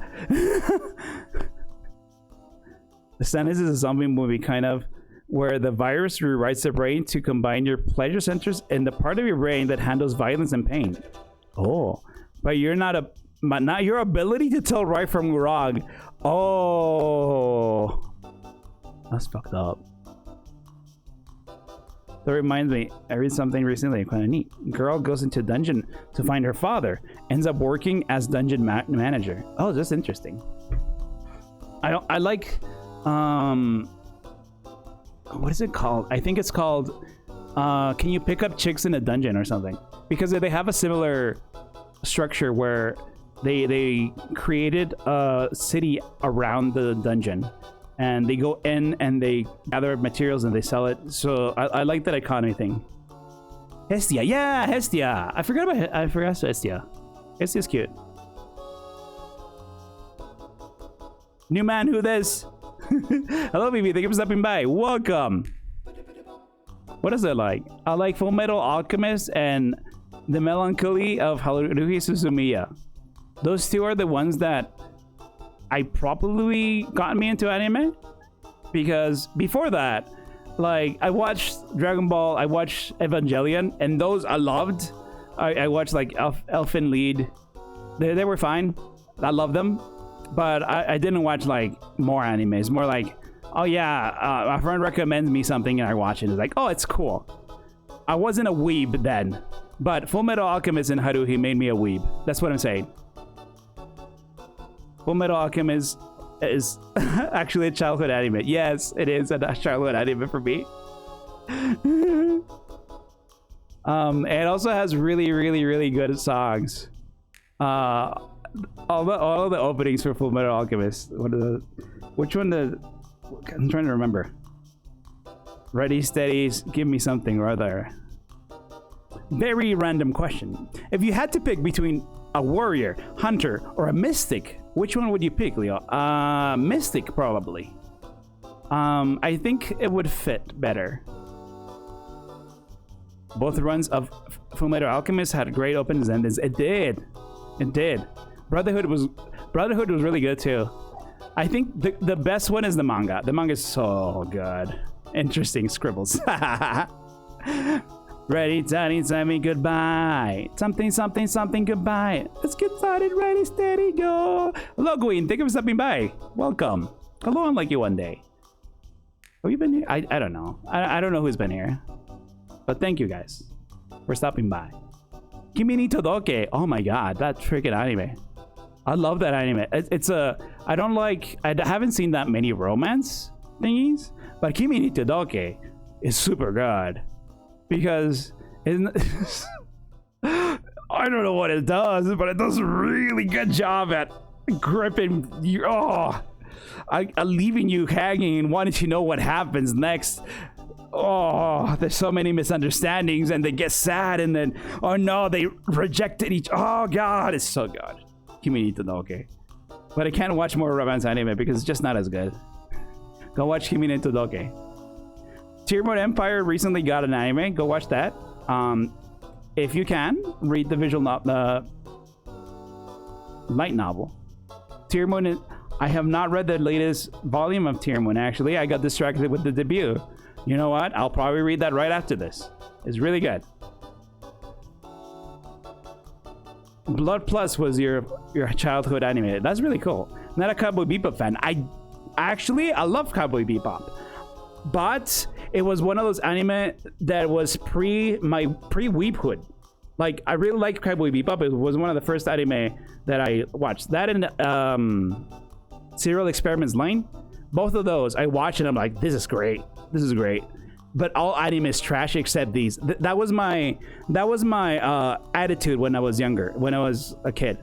I thought all anime is trash except Cowboy Bebop and Serial Experiments Lain. That's how I thought. Oh, and Elfen Lied. Those three is like, oh, they're great. Oh, and Neon Genesis Evangelion is the best anime in the world. That's what I thought when I was younger. And then I watched Full Metal Alchemist and Haruhi Suzumiya. And I'm like, oh, this is great. The two more greatest anime are the best. Everything else is trash. And then, what else did I watch? I watched Sayonara Sensibo Sensei. I think Sayonara Sensibo Sensei is what, like, capitulated that idea. Because then I was just like, oh man, I like anime. Okay, what's next? What's next season? Oh god, this and this. And for like 7 years, I watched seasonal anime pretty consistently. But that's how it happened. Rumba, rumba, rumba, rumba, rumba. What's the other one? Ghetto. Bingo! Hajire! Beam! For me, Cowboy Bebop and Ghost in the Shell weaved me out. I actually didn't see Ghost in the Shell until I was a lot older, but it's really good. Looking sharp. Hi, Liviana. Thank you for stopping by. Welcome. First ever anime was Inuyasha, quickly followed by Fullmetal Alchemist and Cowboy Bebop. Inuyasha was a lot of people's first anime because it was on Adult Swim. So I know a lot of people who loved Inuyasha. A lot of girls loved Inuyasha. Inuyasha is made by Rumiko Takahashi, I think that's the name. She makes very girly manga. So a lot of the guys in Inuyasha are specifically created, like they are surgically created so that girls like them. It's amazing how good that woman is at making characters that ladies lust for. So she's really good at it. Todoke season 3. Yeah, wait, is there a season 3 of Kimi ni Todoke? I don't want to watch. They got together. First was Running Warriors, which played real early in the morning and was the reason I was always ready for school in the morning as I got up before anyone to watch it. That's amazing. Running Warriors made you into a burning person. First anime was Sailor Moon and Hamtaro. Oh, that's so cute. I love that. I actually watched Sailor Moon in secret when I was younger because it's a girls anime, and I was like, nah, I'm not gonna watch that. But I liked it. Also because the girls were hot. I was like, oh shit, I can't tell anybody I like girls. Hamtaro is very cute. Setsuba Sensei is great, yes. She is the elder Himejoshi, yes. She knows what to do. The amount of Sesshomaru fanfics in middle school during the very early 2000s was insane. I believe it. Pluto. That is a grown-up. That is a grown-up opinion, Steve. I have not read Pluto, but I know that Pluto is really good. Hold on. I'm gonna write that down. I want to read that.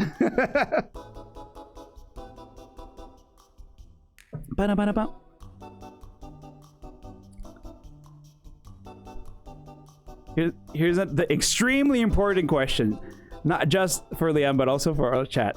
Who's all y'all's favorite Sailor Scout? Jupiter. She has the best dojins.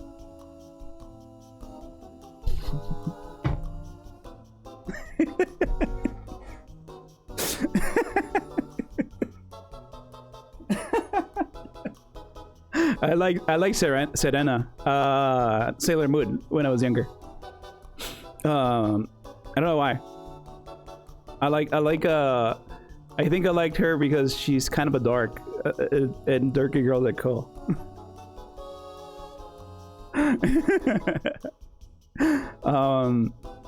But yeah, I think Moon. Unpopular opinion, or kind of boring, but I like it. I'll stick to it. What else is there in this link? Anything with a demon lord. Anything with a demon lord in it, for obvious reasons. Hataraku Mao-sama is really good. Go watch Hataraku Mao-sama. It is about a dark lord that gets isekai'd into the real world, and now he has to deal with life, like rent and work, and it's so good because he gets transported with his second in command too. So they still have the relationship that they had in the other world, as in like, oh yes, I will serve my master. But there's just two guys. And then the hero from the world, she also gets transported to the new world, to our world, and she has to get a job too.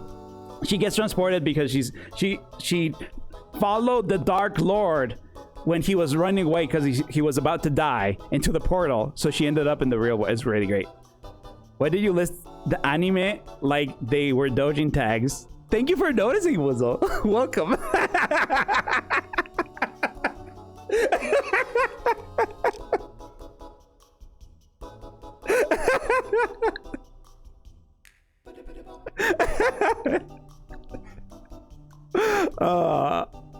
It was on purpose.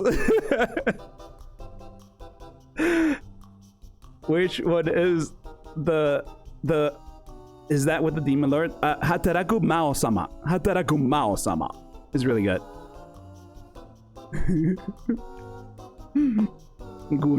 It's a Gunner list. I did that because I saw that you could do that. And then I was like, wow, you can do it. Spice and Wolf. Okay, let's go back to nice, normal stuff. Spice and Wolf is so good, bros.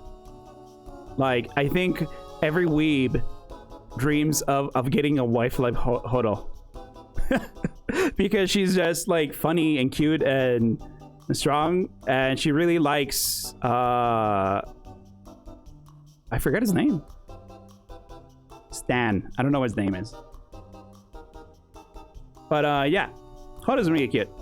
She's not my favorite anime lady of all time, but she's cute. Lawrence, indeed. Thank you, Wuzzle. Spice and Wolf is mid. It is really good because it's like one of the first anime that I watched that had like macroeconomics in it. And I was like, this is really interesting. There's another one about a demon lord and a hero that the demon lord is it was one of the inspirations for this character. But the demon lord is trying really hard to like actually fix the world with macroeconomics and modern technology. And they talk about a lot about how she like her techniques like crop rotations and medicine and stuff, what effect it has on the populace and what that effect does to everyone else. It's really interesting. Yay, economics. Yeah. Big Titty Mao. Yeah, the Big Titty Mao. Okay, so there's like 3 different mangas for that one. And there was a competition to see which one of the mangas the anime would do the style of. The one that I liked the least became the anime. So I never watched it. There was one that was very stylized, and that one I loved because Mao, the Mao-sama from there was really cute. See, she's such a dork, she is. Mao Yu. Yeah, Mao Yu. She's such, yes. All dark girls are cute. I like Precure. Precure is the Magical Girl franchise in Japan. Think about Power Rangers. How all kids like Power Rangers, or they used to. I don't know what the kids like now. Roblox. But you know how all kids. Wait, is that making noise? Okay, I'm gonna put it away. In Japan, all the little girls want to be Precure. It is in surveys, like elementary school girls, like when they say, "What do you want to do? What do you want to be when you grow up?" Precure is number 1. So, a little bit fourth wall breaking here. The character Leonardo Zombra is based on the villains from Precure. There's one villain that looks a lot like him, but the elements of it. So when I first came up with the concept of it, it's like, oh, I want to be a villain from Precure, and it kind of evolved from there. Madoka's for idiots. Yeah, I like Madoka's what everyone sees. Madoka's what everyone sees, but not like that's what I think. Weeb fandom loves Madoka because it's a grown-up Magical Girl. It's like, oh wow, it's something different. I think Madoka is fine. I don't think it's the best thing ever. Leon, an enemy to Magical Girls everywhere. Yes, although you know, I got beat up by one too. I think Urobuchi is a hack. You're not completely wrong, Wuzo. I don't completely disagree with you because Urobuchi's he's very manipulative with his writing. Like, you know what he's gonna do. He makes you like someone and then immediately kills them. So that's not great, but also not terrible. You gotta know what it is. Like when he wrote Saya no Uta, I think that's his masterpiece. He hasn't made anything better than Saya no Uta. Saya no Uta is so good because he doesn't do that. It has nuance. It has a little bit of like it's not in your face. The horror happens in your head. Like you think about it, and it's like, holy shit, did they really do that? Or you don't know the implications of it. Like Sayonara is so good. I'm probably gonna do an essay about it at some point. So you're gonna release our stress and turn us into monsters. No. You guys will always be humans. You're fine. This is one ultra platinum moment where I agree that was on. Of course, the Dark Lord, who has been beaten by magical girls, would say that. I feel like he makes things dark for the sake of being dark. You're right, Numbers. That's what he does. You gotta. It's kind of like this. If you go into an M. Night Shyamalan movie and you go thinking there's not gonna be a weird twist this time, you're gonna be disappointed. Because the point of an M. Night Shyamalan movie is like, oh yeah, what's it gonna be this time? How's he gonna trick us? It's kind of like that. It's a cheap like little thing, but you're like, okay, I like that sort of thing. You go into an Urobuchi story thinking, okay, how's he gonna fuck with me this time? Who hurt the butcher? What a twist, exactly. So you have to be like in the mood for it. I don't think it's bad, but I like it. I like it in context. What else do I like? I put it there darker than black because it's really good. Chinese electric Batman. It's really good thing. It reminds me a lot of Ghost in the Shell, but like more chuny. What else do I have here? Muv-Luv Alternative. When I first saw I played through Muv-Luv, the visual novel. I think you should play that. You should probably play Muv-Luv, the visual novel, because it is a lot more impactful. But there's some Muv-Luv Alternative anime that's also really good. But if you didn't play the visual novel, it doesn't have as much impact. The aliens, the beta, the aliens in Muv-Luv are really interesting. They're really interesting species.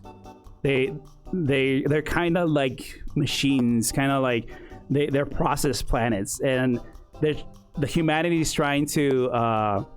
I clicked on my email by habit. Is like I have a notification. I should go check it. I'll do it after stream.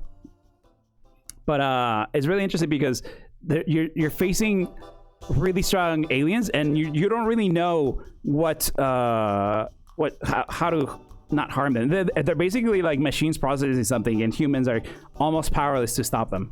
So it's really fun concept. Wasn't expecting actual lore out of that one, to be honest. Looking forward to it.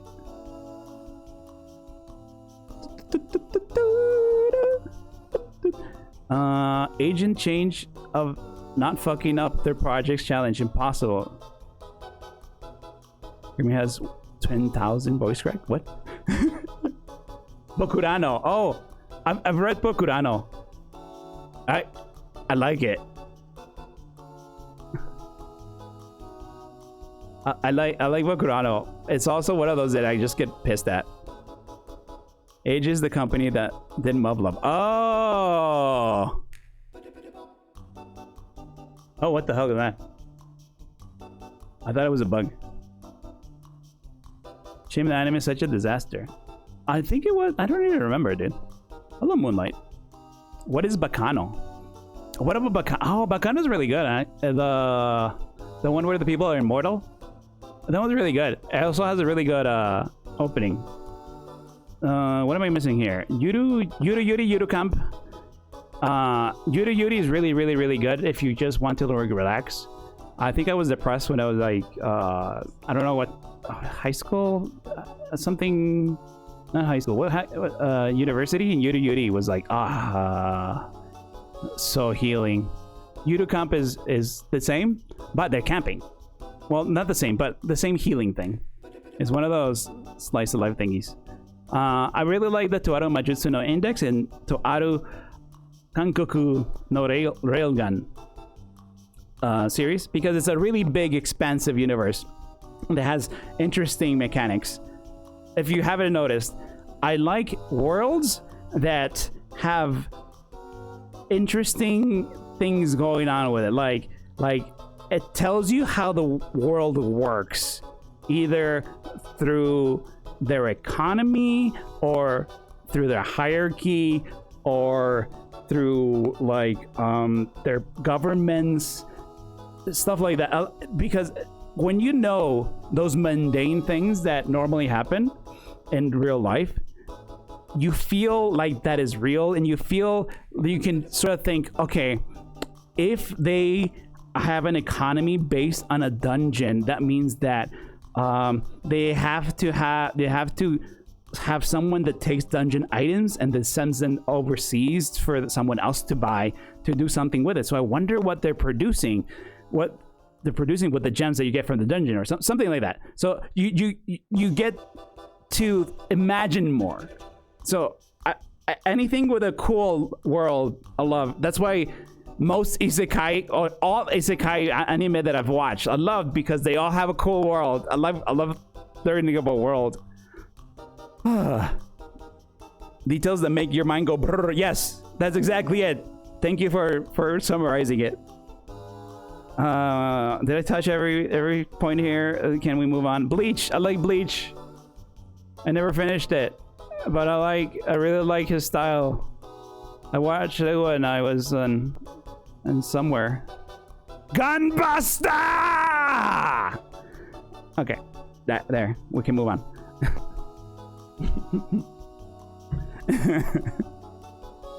I don't have that many dislikes. I don't really dislike much. I tend to be a type of person that likes most things. I don't like cockroaches. My grandma's house was infested with cockroaches when I was little, and I used to see a lot of cockroaches. I do not like them in it now. I don't. It's like when you see a bug, you get like, eh, but you just get it and it goes away. When I see a cockroach, it's like, no, I'm not touching that. It takes a considerable amount of effort to go kill that thing. Cockroach is not great. Go Lakers. Tribalism in sports teams. Yeah, I don't really like sports teams. Like, I don't hate them. Like cool, people play things. I'm not very much of a sports guy. I do like the Olympics though. I think the Olympics are really cool because you see the limits of the human body, and you see how much these athletes train themselves, so much that they become like a completely different species of human than you and me. Have you seen cyclists' legs? Have you seen like the people who like go round and round and round and round? They're the size of like literally tree logs. Hold on. Olympic cyclist legs.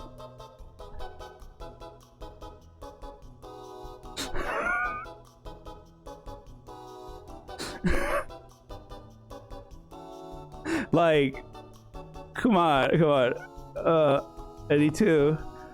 I need a picture. Oh, here we go. This is a good one. This is a really good one. Open image and new tab. Is there one where he's with the bike, so it's not just his fucking crotch? That one's better. Open image and new tab. Open image and new tab. Here, now I can show you.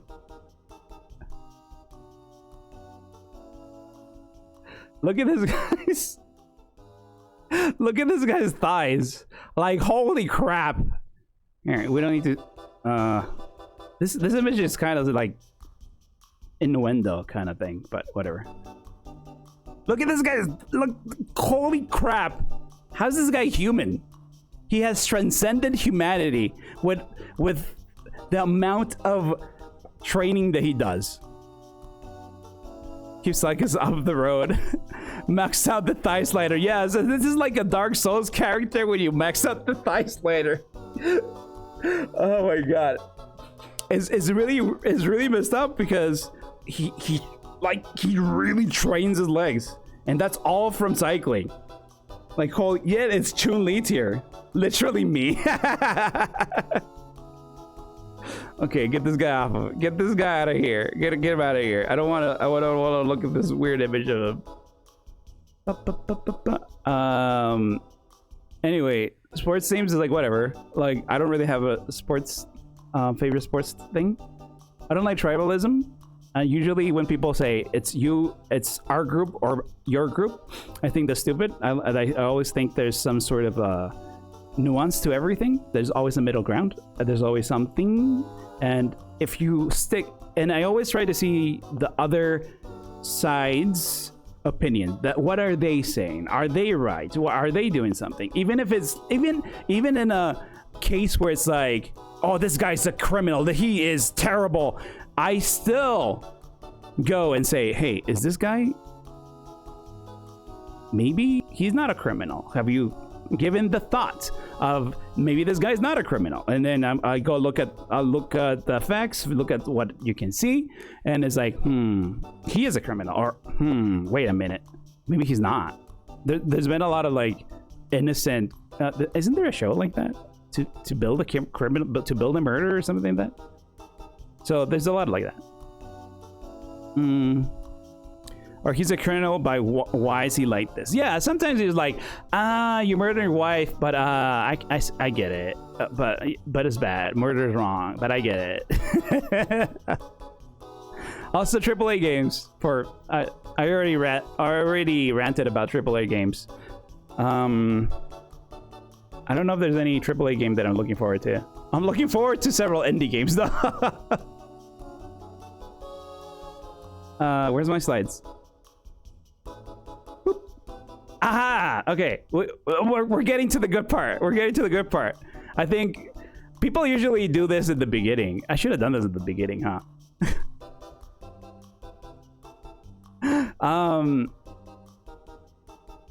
Alfiria is my model artist, and Qon is my life to the rigger. They did a really good job. Let me get rid of Junko. Here's where I'm doing the whole VTuber thing. We're gonna show off the model. They did a really good job.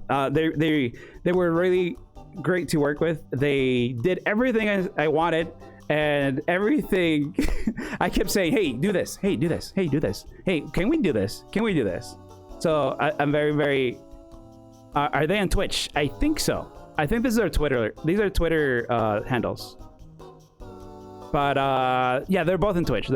I think that's their handle as well. But Alfiria did a really good job with the art, and Qon did a really good job with the rigging. Let me show you his features. Okay, let's pretend you've never seen me. Pretend you haven't seen me. All right, like, oh no, why do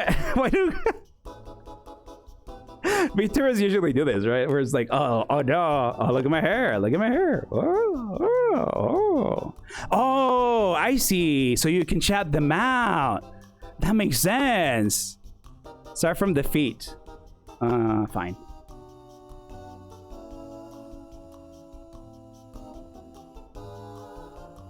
Uh-oh.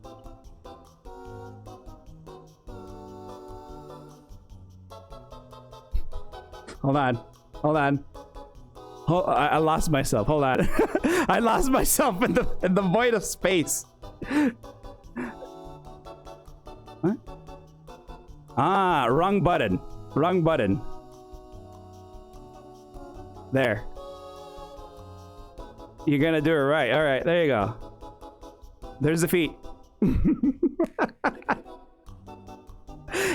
So what everyone does, which I find hilarious, is that they start with the feet, right? But it just looks that they committed suicide. It just looks like they hung themselves. It's like, oh no, what's going on? I'm doing monkey bars. Don't worry, it's okay. Don't worry, it's fine. Like, I fell. So, to make it more natural, I'm gonna do a handstand and I'm gonna show you my feet. Their feet. there. I have shoes on. I gently opened the stream. Getting that pre-stream exercise. Yeah. So, quality leather. Yes. Only the best. Only. Alfredo and Kyon gave me only the best. And if I move a little bit, you can see that they move a little. Yeah. Very nice ones.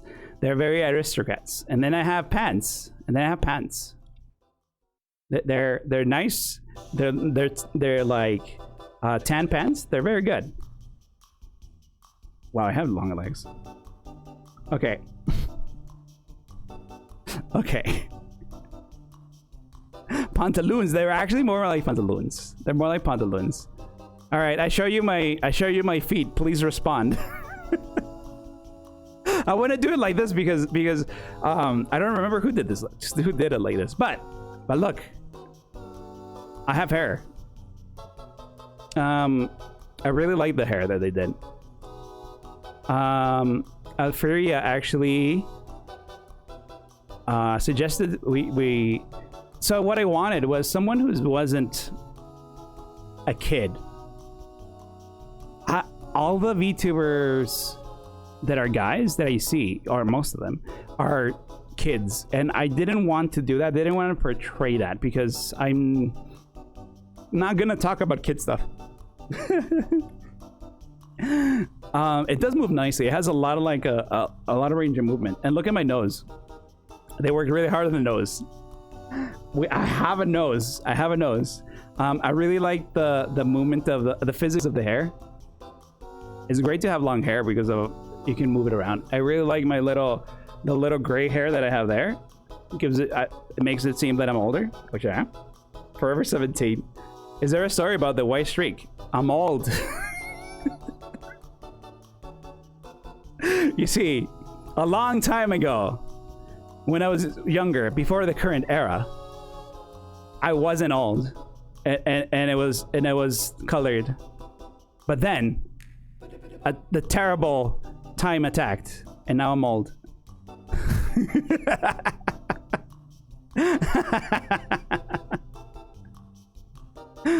Nationals, yes. Haglian, yes. A white streak that doesn't come from age, it comes from stress. I mean, I was on the brink of conquering the world, and these two brats, they come over and just completely ruined everything. That does a number on your stress, you know? All men just get white streak in their hair. Do they? Well, this one does. I mean, okay, listen. There's probably more gray hairs there, but they're so small that you can't see them. Why not both? Long time ago, in a galaxy far away. I really like the eyes. So I can make a lot of expressions. I can do that. So my favorite part, and one that I gave them a lot of like, okay, you gotta do it like this. Like, look at my mouth. I can smile. I have teeth, and it doesn't look weird. Also, you can do this. I never see people use this, but you can do this.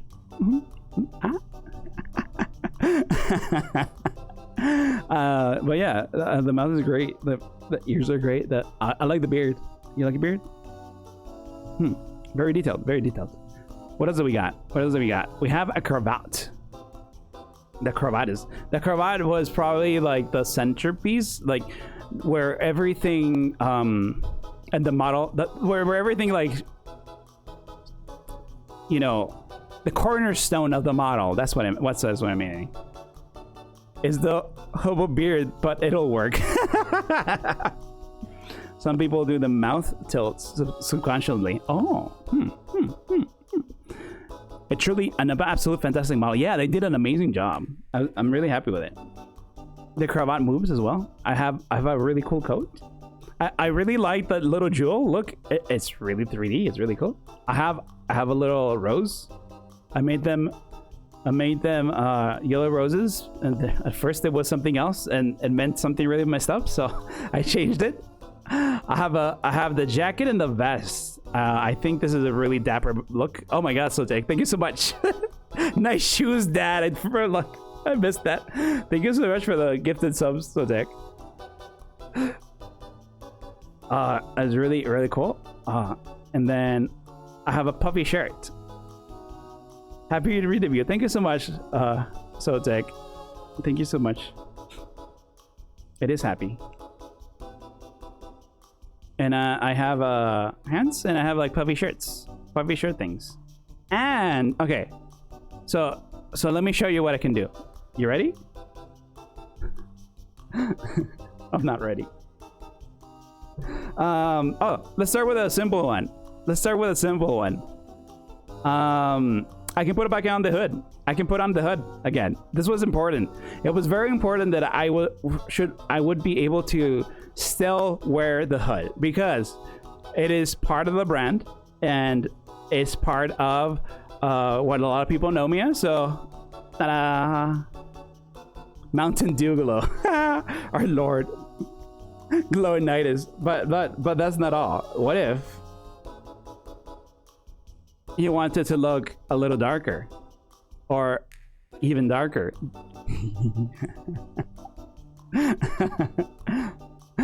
This is the one I showed off. You can't see at all. You can't see anything at all.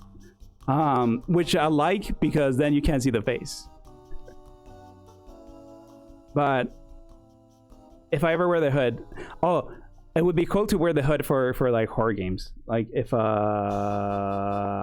myself there. Then oh wow, it's just like I'm playing a video game. Wow, look at all these cool graphics. Blah blah blah. Your face holes look radioactive.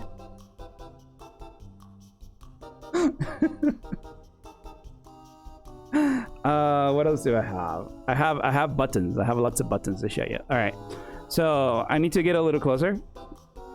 This was a last minute thing. I was like, hey, can you put this? Can you put this? Here's a picture of here's a picture of Sean Connery. Is it Sean Connery? No. Who was? I think it was Sean Connery. But anyway, I get an eye patch. Not because there's anything wrong with my eye or because I'm stealing a demon. But because I wanted to feel like Big Boss. I wanted to pretend I was Big Boss.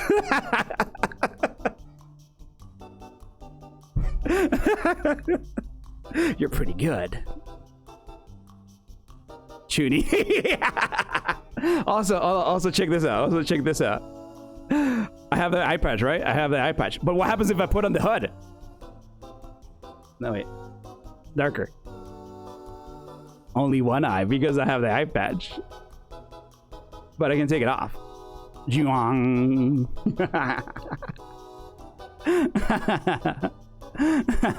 Captain Harley looking as. Oh! Oh my god, you're right. I like it. I don't dislike it. It's great. I also have some triggers here.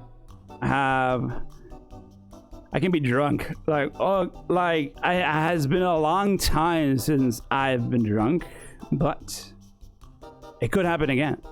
No, New Year's. I was drunk on New Year's. So your cloak just pops off if I want it. Oh, I forgot something. Okay, I'm sloshed. I can also do this.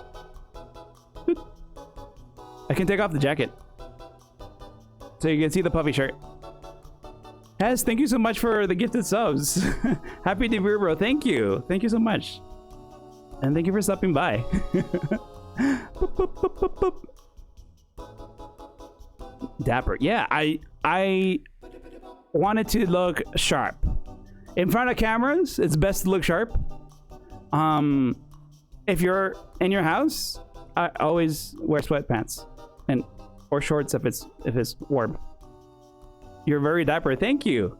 I'm showing off the things I can do. I can be angry.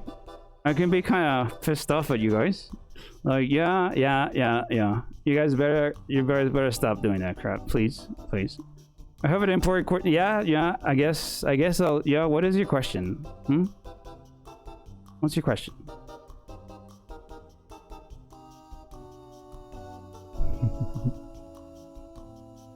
You can also be depressed. Like, oh god. Do Undead Bench have to change costumes? You know, if you want, I guess. I kind of like the. You can. Oh, hold on. Okay. Anyway, so I did consider that. So now that I don't have the hood, you are welcome to take off the hood, but part of the uniform is to wear the mask. If you want to identify each other as henchmen, you have to have your unique mask with you.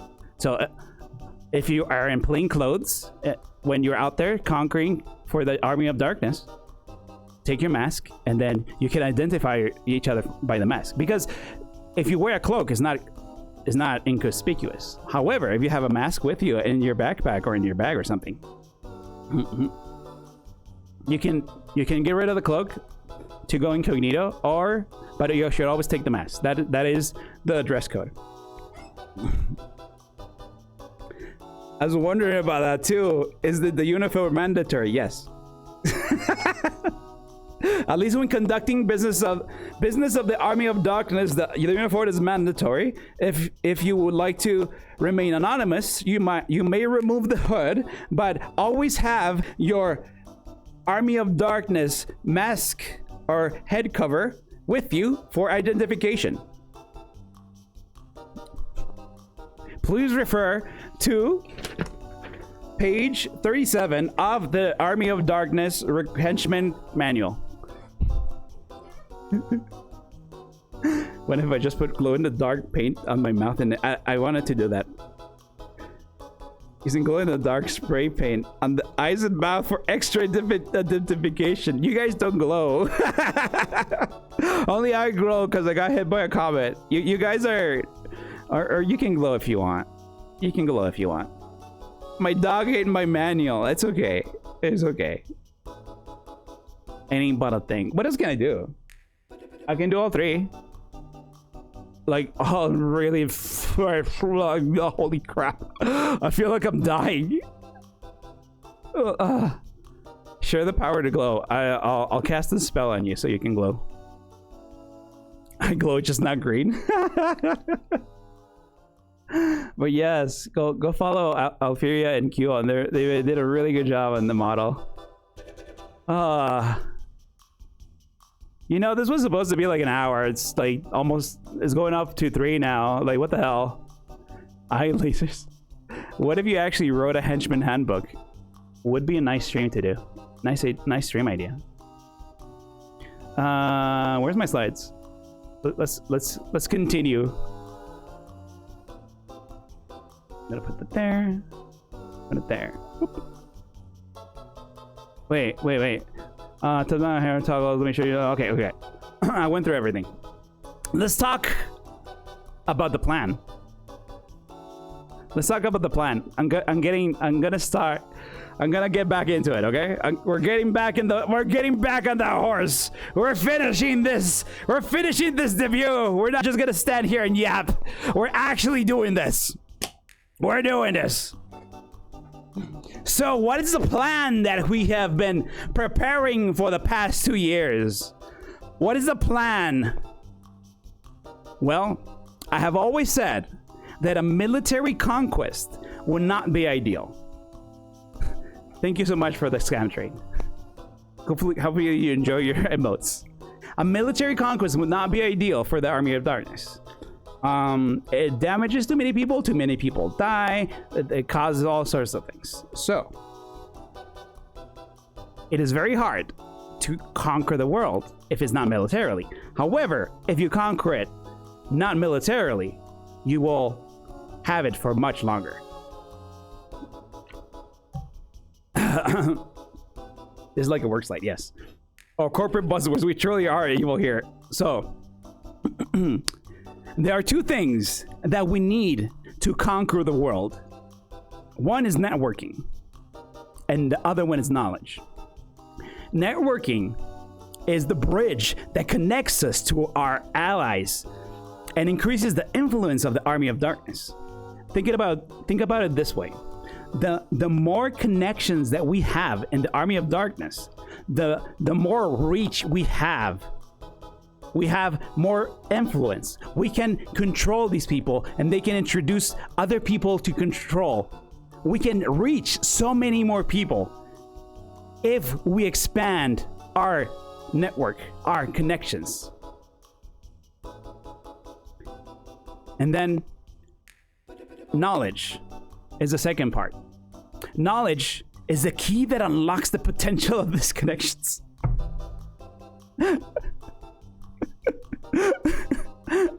I told ChatGPT, hey, give me a description. Like, I want these two things to be what I'm talking about. Give me a description. It's like, okay. It's like, no. This is already edited. I got my LAN cable. Anyway, we're getting back on the horse. So, knowledge. The more knowledge you have about something, the more networking opportunities will arise. For example, if you have knowledge of bicycles, you can talk and influence people with bicycles. If you have knowledge of crocheting, you can talk and influence people that like crocheting. If you have knowledge and skill of painting, you can talk and influence people that are painting. Same with anime, same with video games, same with tabletop games, same with card games, same with acting, same with bird watching. That is knowledge. The way that knowledge and our network of connections interact with each other will be what propels us to conquering the world and enabling us to do our vision. And I'm not just bullshitting you guys.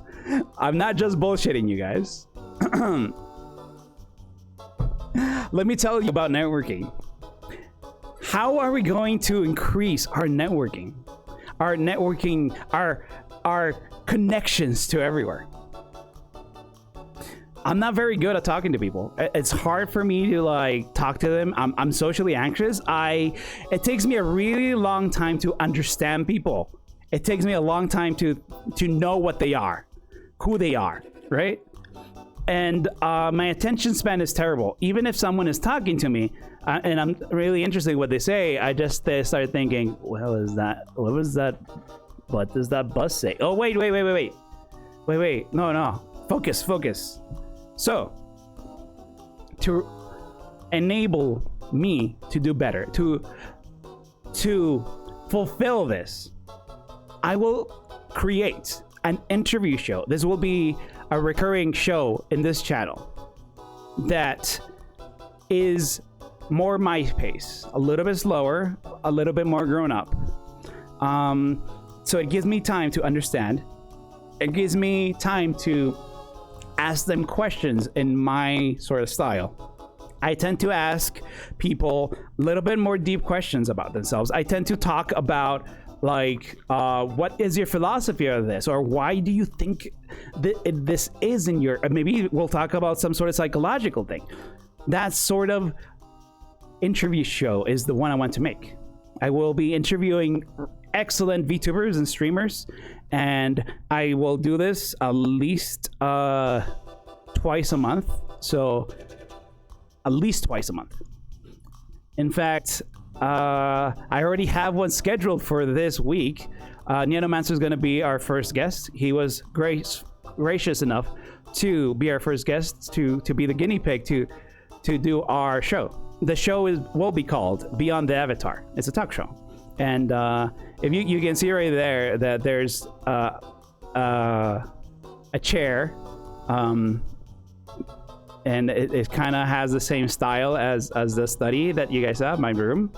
So there's another cool graphic that I did. I will be making an incredible effort to talk to people and try to connect with them. And here is the doozy. I expect all henchmen to do the same. So, this is an order from your commander. Go forth, talk to a person you don't know well. Say hello, give a stranger a smile, call an old friend, talk to your mom, call your grandma, form connections, and increase the influence of the armies of darkness. As your leader will be risking his sanity, going out of his comfort zone, and is always going to be uncomfortable. So please share the burden with him. I will ask you guys about this. I will ask you, hey, have you talked to anybody new this day? Did you say hello to the cashier? Did you make a little small talk? Did you call your mom? I will be asking you guys this. I will end up arrested in 2 hours. No. Like, you start small. Listen, all networking that we will do for the army of darkness, you do small things. You just say hi. Just smile. Just smiling at someone that you don't know is reaching your quota. Quotas are so small, so little. You can do more if you want, but the quotas for networking in the army of darkness will be small and achievable, depending on your capability. If you're very socially anxious, looking someone in the eye, saying hello in the morning, saying good morning to someone, that will be your assignment. If you're more advanced, making new friends will be your assignment. I will be talking to a bunch of VTubers. That's really hard. So please share this burden with me. But sir, what if they get the ick? Doesn't matter. People will get the ick. When I talk to other VTubers and streamers, they will get the ick about me. They will not like me. Gonna sit and smile at the kids in the park without stopping. 2 hours smiling. That will get you a lot of the quotas. You're good. Just just be careful. So I look people in the eye and they are all afraid of me. Yep, you can do that. It's fine. Keep doing it. I look people in the eye. Wait. That's how I got my first collab and everything worked perfectly. Yeah, but I don't have any more friends. I like what I have. Wordy did. It's okay. You're not making friends. You don't have to make friends. All you have to do is be kind to someone. If you're kind to someone, that person inadvertently is under your control, because now they will be much more lenient to you. They will be nice to you. You trick people by being nice to them so that they are nice to you. This is how we're going to conquer the world. By doing a small, kind gesture, by saying good morning, by saying thank you, by saying can I help you, by saying it's a good morning, isn't it? By calling your mom, by calling a friend you haven't talked to in a while. This is how we're gonna conquer the world. Learn to smile on natural. It doesn't matter. You just smile how you can smile, or say good morning. If you can't smile, say good morning. Hey Leon, nice jacket. This is probably ploy to control. Yes, thank you. Numbers, it's working. I already like you better, numbers. See, it's better. Leon, reading how to win friends and influence people. Is it using sociopathy to become able to talk to people? Yes. And then we kidnap them. No, not unless they ask you to. It's a gray area. No, like, try to stay within the law. How about we start small with you, Steve? When the hero comes to stop us, people are gonna stand in front of them and say, we're too nice to stop. Yes, like, this is the plan. That is the plan. That's always been the plan. How much does that option cost? I'm low on cash. I live in a southern hospitality area. That's my normal behavior. It doesn't work here because it's normalized. Well, cream shakes, if it's normal, that means you can do slightly more, slightly different things. Listen, this is about doing something slightly different from what you do normally. This is about getting slightly out of your comfort zone. I am going to fucking die when I go and talk to people that I only know because they're VTubers and I've watched them before. I'm going to be dying. So please, just call your mom, do something nice. Say, I don't know. There's a way. Can I say hello to the bank teller when I rob them? Is that okay? Yes, you can do that. You can do that, yes. Gambare, yes. Gambare, you guys too. You'll do just fine. You got this. Well, you guys are too. No, I'm serious. Anyone, if there's a henchman, anyone that's here, you have to do this too. You guys, we're doing this together. We're doing this together. Everyone's going to increase their influence. For the Army of Darkness, we're an army. For knowledge. Talking to women is the only next step, and I will literally die. You can just smile to him, and you can just say good morning. I'm not telling you go talk to women and flirt with one. That's a huge bar, bro. Just say good morning. Influence +1, yes. Is that the sequel to this silly wolf game? Yes. Well, yeah, Wolfballs, where are you at? The strategy, the plan for knowledge. The plan for knowledge. I shall create a recurring show, and I will invite a guest to help me develop and complete a video game in one stream. This will be one stream game development streams with a guest. Exactly like Wolf Penis game. Like some of you guys have seen the Wolf Penis game. It was a game that we completed in one stream and released it, put it on itch.io. It's very simple RPG game, but it was so cool. By doing this, I will constantly train my game development skill, and that we will use in our world domination plans. So that's what I'm trying to do. I'm gonna ask someone was very interested in Wolf Penis game whenever I made it, so I'm gonna reach out to them.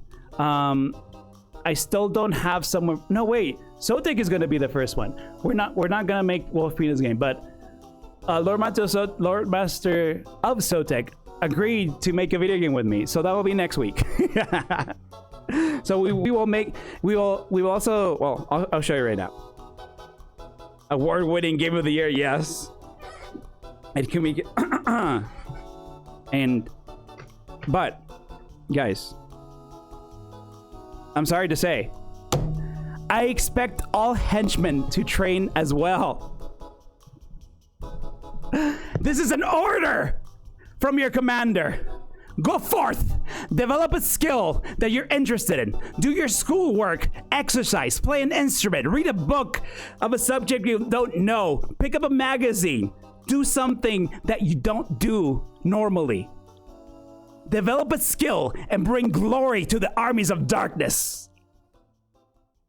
Practicing a little bit every day works best. You don't have to do it every day, but like, I don't know, pick up the harmonica, do something. I will be asking you guys as well. Your commander will be subjecting himself to the harsh task of developing a game over and over and over and over. So please, share the burden with him. Yeah. Game development success. We're gonna do RPG Maker games. I can do video games in one stream with the RPG Maker. So wait, I can't count continuing to self-teach mandolin. Yes, you can. That counts, Hazu. If you're teaching yourself mandolin, it counts because you don't know how to do it. I've always wanted to be the kind of weed that could play the ocarina. Get an ocarina, I already did. That will satisfy our quota. I've been developing weight endurance training, carrying heavy groceries, boxes, canned stuff. Hell yeah. Here's how you make it official, Ninja Michael. You keep a log of it. Keep a log of it and say if it's getting better or not. And if it's not getting easier, add slightly more weight. That's how you do it. The kind of weeb. Okay. Already ahead of kitchen staff and maybe the only one. Well, Cream Shakes, you can learn how to make a new dish. You can learn how to cook a different cuisine. Easier than the Gather Influence one. I mean, it really depends. Like, you could like pick up a harmonica, or you could listen. To satisfy this quota, all you gotta do is like read a magazine of something you don't normally read. If you're not normally into like health food, read a magazine about health food, and that will satisfy your quota. That's all you gotta do. So I will be trying to develop a game every week or two. We'll see how the schedule goes. College is coming to an end. Might be a good time to try out game dev. Yeah, even just try. You don't have to succeed in this task, by the way. All you have to do is try. You can try a million things and fail on all of them, and you will be satisfying the quota. You read. You can read. That's one of them. Okay, you know what the simplest one is? To go out for a walk for 15 minutes every day. That is training your endurance skill. That's it, the easiest way to train a skill. I will be grilling you guys about this. And speaking of schedules before. Oh, this is we got a new schedule. Oh, I gotta move. I'm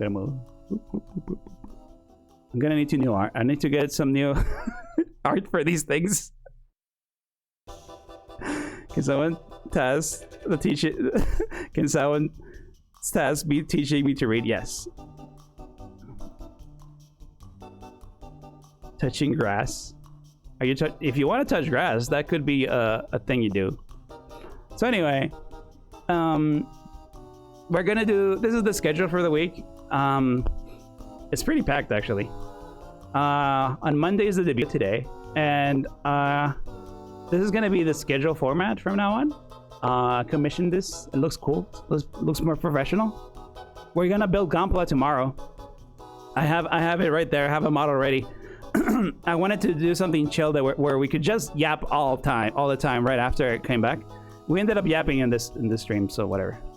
On Wednesday, I'm gonna do one stream game dev, and I'm gonna do it alone because it's been a long time since I touched RPG Maker. I'm trying to warm up for next week when I actually do it with Sotek. So we'll make something. We're not gonna make World Penis Game 2. Someone was interested in making the sequel to that one, so I will ask them if they want to in a week or two. What model is it? Full wiki melon. Curlis Leon is on the schedule. Yeah. Why would you subject yourself to Nutrilove? On Thursday, we're gonna have a cooking stream. Oh my god, I'm excited to have the setup that we used to have in the other place where the castle was. So I'm gonna do the setup, and I'm gonna put the cameras, and it's gonna be great. And we're gonna make it prison food. We're gonna make prison food. Nutrilove is the main thing. I might do one or two things more. Depends on what I can stomach. Your Gunpla. Oh, it's a Metal Gear. During my break, they re-released the Metal Gear Rex from. They did a reprint in Japan, and I was like, yes, the yen is really short, and I got it.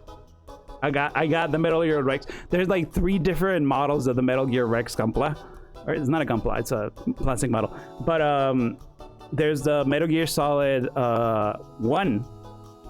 There's the Metal Gear Solid 5 one, which is slightly different. The radome is broken, I think, and it has Snake instead of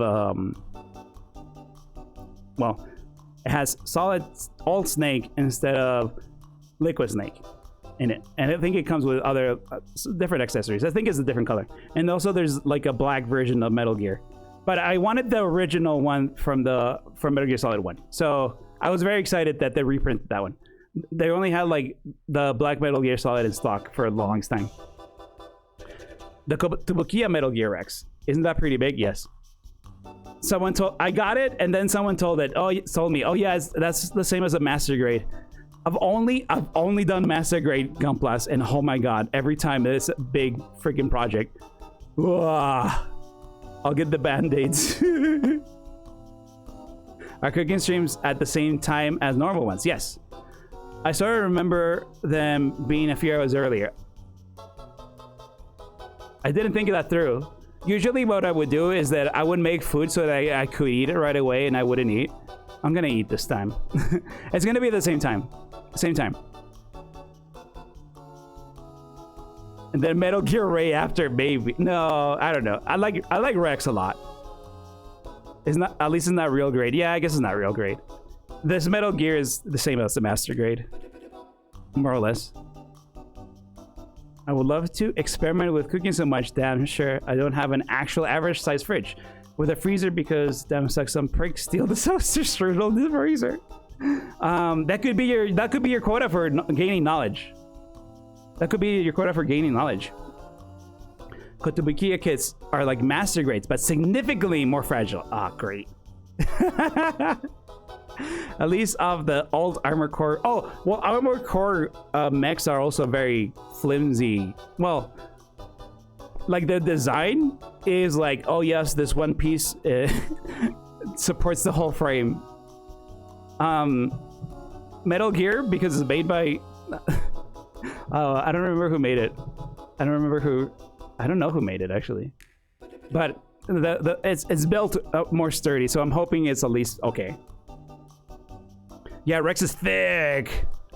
We're making Nutriloaf on Thursday, and then on Friday we're interviewing Nanomancer. I'm looking forward to that one. It's gonna be the debut of our show, and then next week, we'll talk about next week. 3 companies are fighting each other over the Armored Core model kits. I'd like to see who wins it out. That's interesting. I think later Armored Core, especially 6, they actually had Gundam art design. Whoa. What is Nutriloaf? Nutriloaf is what they serve prisoners they don't like. It's basically meatloaf. Imagine meatloaf, right? But instead of meat, it has all of the offcuts of like the kitchen, like, well, it's not the offcuts, but it kind of seems that way. It's just like a whole bunch of different things smashed together, and I want to know what it tastes like. I don't know what it tastes like. Ah, congratulations, debut. Thank you, Kyon. It's great. Creative model. There's my model rigger. Say hi. It's basically it's slop. Basically, you're trying to say it's slop, yes, but it cooked into a loaf to make it extra appalling, extra appalling. That's the word I was trying to do. Hello, Lishep. Thank you for stopping by. Welcome. For a second there, I thought about the same repulsive. Yeah, repulsive and appalling. It was there's words. Oman Diabetes. I saw you said hi earlier, and I was like, I can't say hi to Oman Diabetes. Not you, Leon. What? Why not? Hello, Lishev. Thank you for stopping by. It's nice to see you. It's nice you finally arrived. Okay, hello.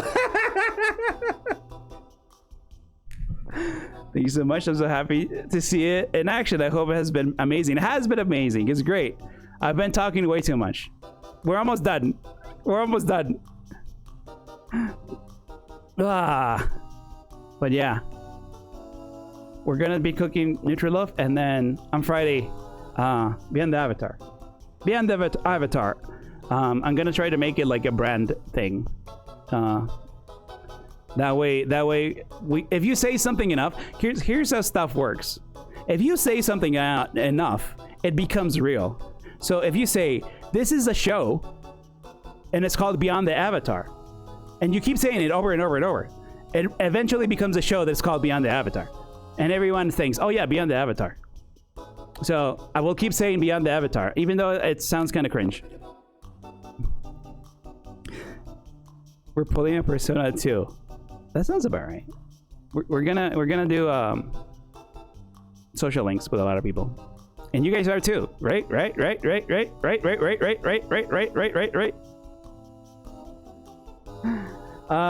so many people I want to thank. There's so many people I want to thank. It doesn't sound cringe. It sounds cringe in my head, but it won't soon. There's so many things, so many people that made this particular stream, this particular thing possible. I'm probably gonna forget someone because there's so many people that have helped me. First of all, thank you so much for everyone that watches me and has watched me for a while. I very much appreciate it. Like, you guys supported me for so long, and that means a lot. I promise you guys that we will conquer the world, and I'm going to give you guys the world. You will see. We will conquer it. Thank me even though I did nothing. You do a lot, Old Man didn't read this. You show up. You show up. Showing up is the best support you can do for a streamer, because that is the thing that makes a streamer a streamer. Without the people who are there, they're just idiots moving around doing cringe stuff.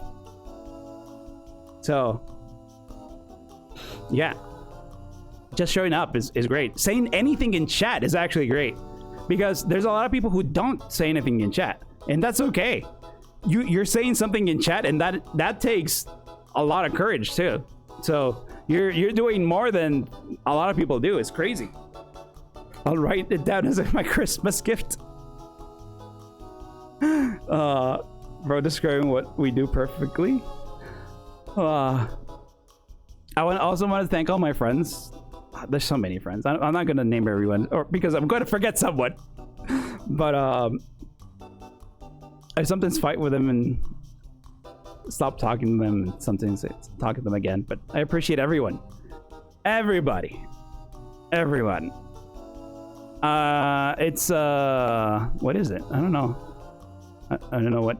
I think you're doing Woozle. You have to do the, you know, the other one. Low social barrier gang. Yeah, sort of. Yeah. I want to thank everybody who rated. Everybody who rated. I want to thank Hazmat, Grimmy, Till, Toki. Who else was it? Hold on. I can scroll to it. I can scroll through it. Hez gave gifts. Jinji. Thank you so much for rating Jinji. Who else? Americ Draws. Thank you so much. Is that everyone?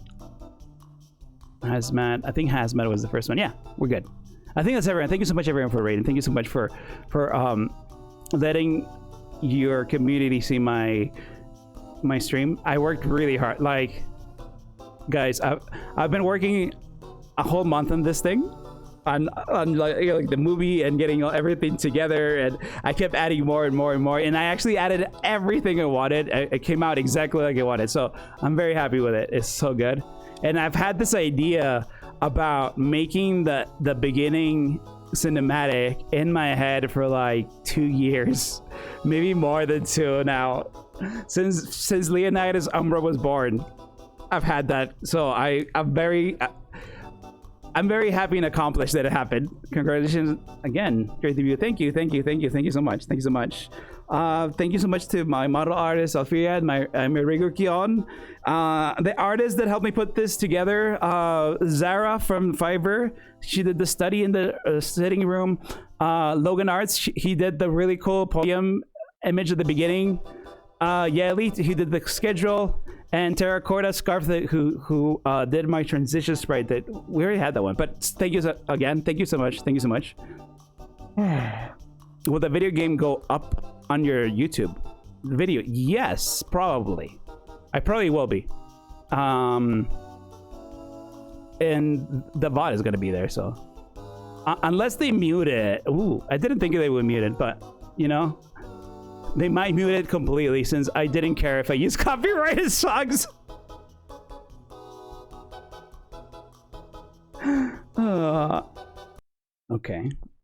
Okay, acapella man, we good. And thank you so much, many more than I cannot I can't just like that I cannot name or that I can't think of right now. But I thank you so much, everybody.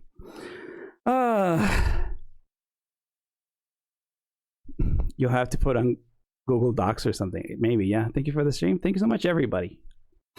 As we...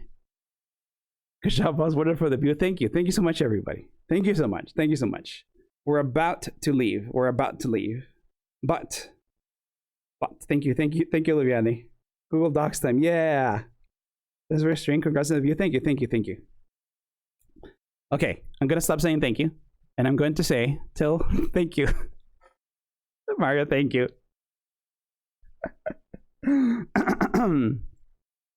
Guys, before we leave, I wanted to say one more thing. One more thing. If you guys will let me, thank you for streaming, Leon. Thank you, Wuzzle. Thank you. If you guys will let me, I want to say one more thing. Just one more thing. One last command for today.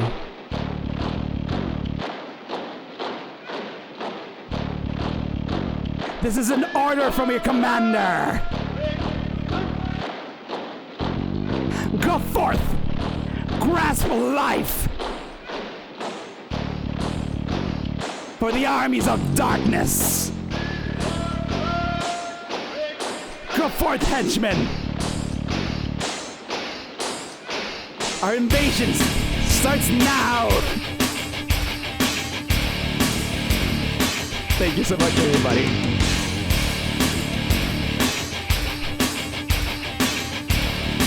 I didn't have time to do the ending card. I forgot that bro, give up. No, I messed it up. Everything else was perfect. Let me see who's on. Oh my god, it was 3 hours? 3 freaking hours.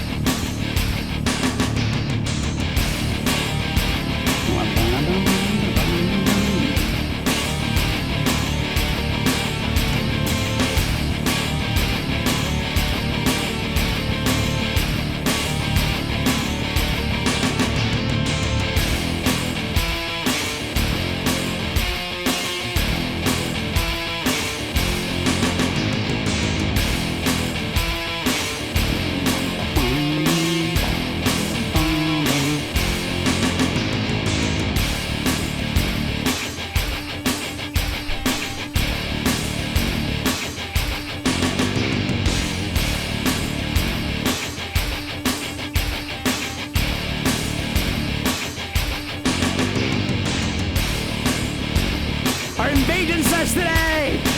Good night, everybody! Go forth and conquer!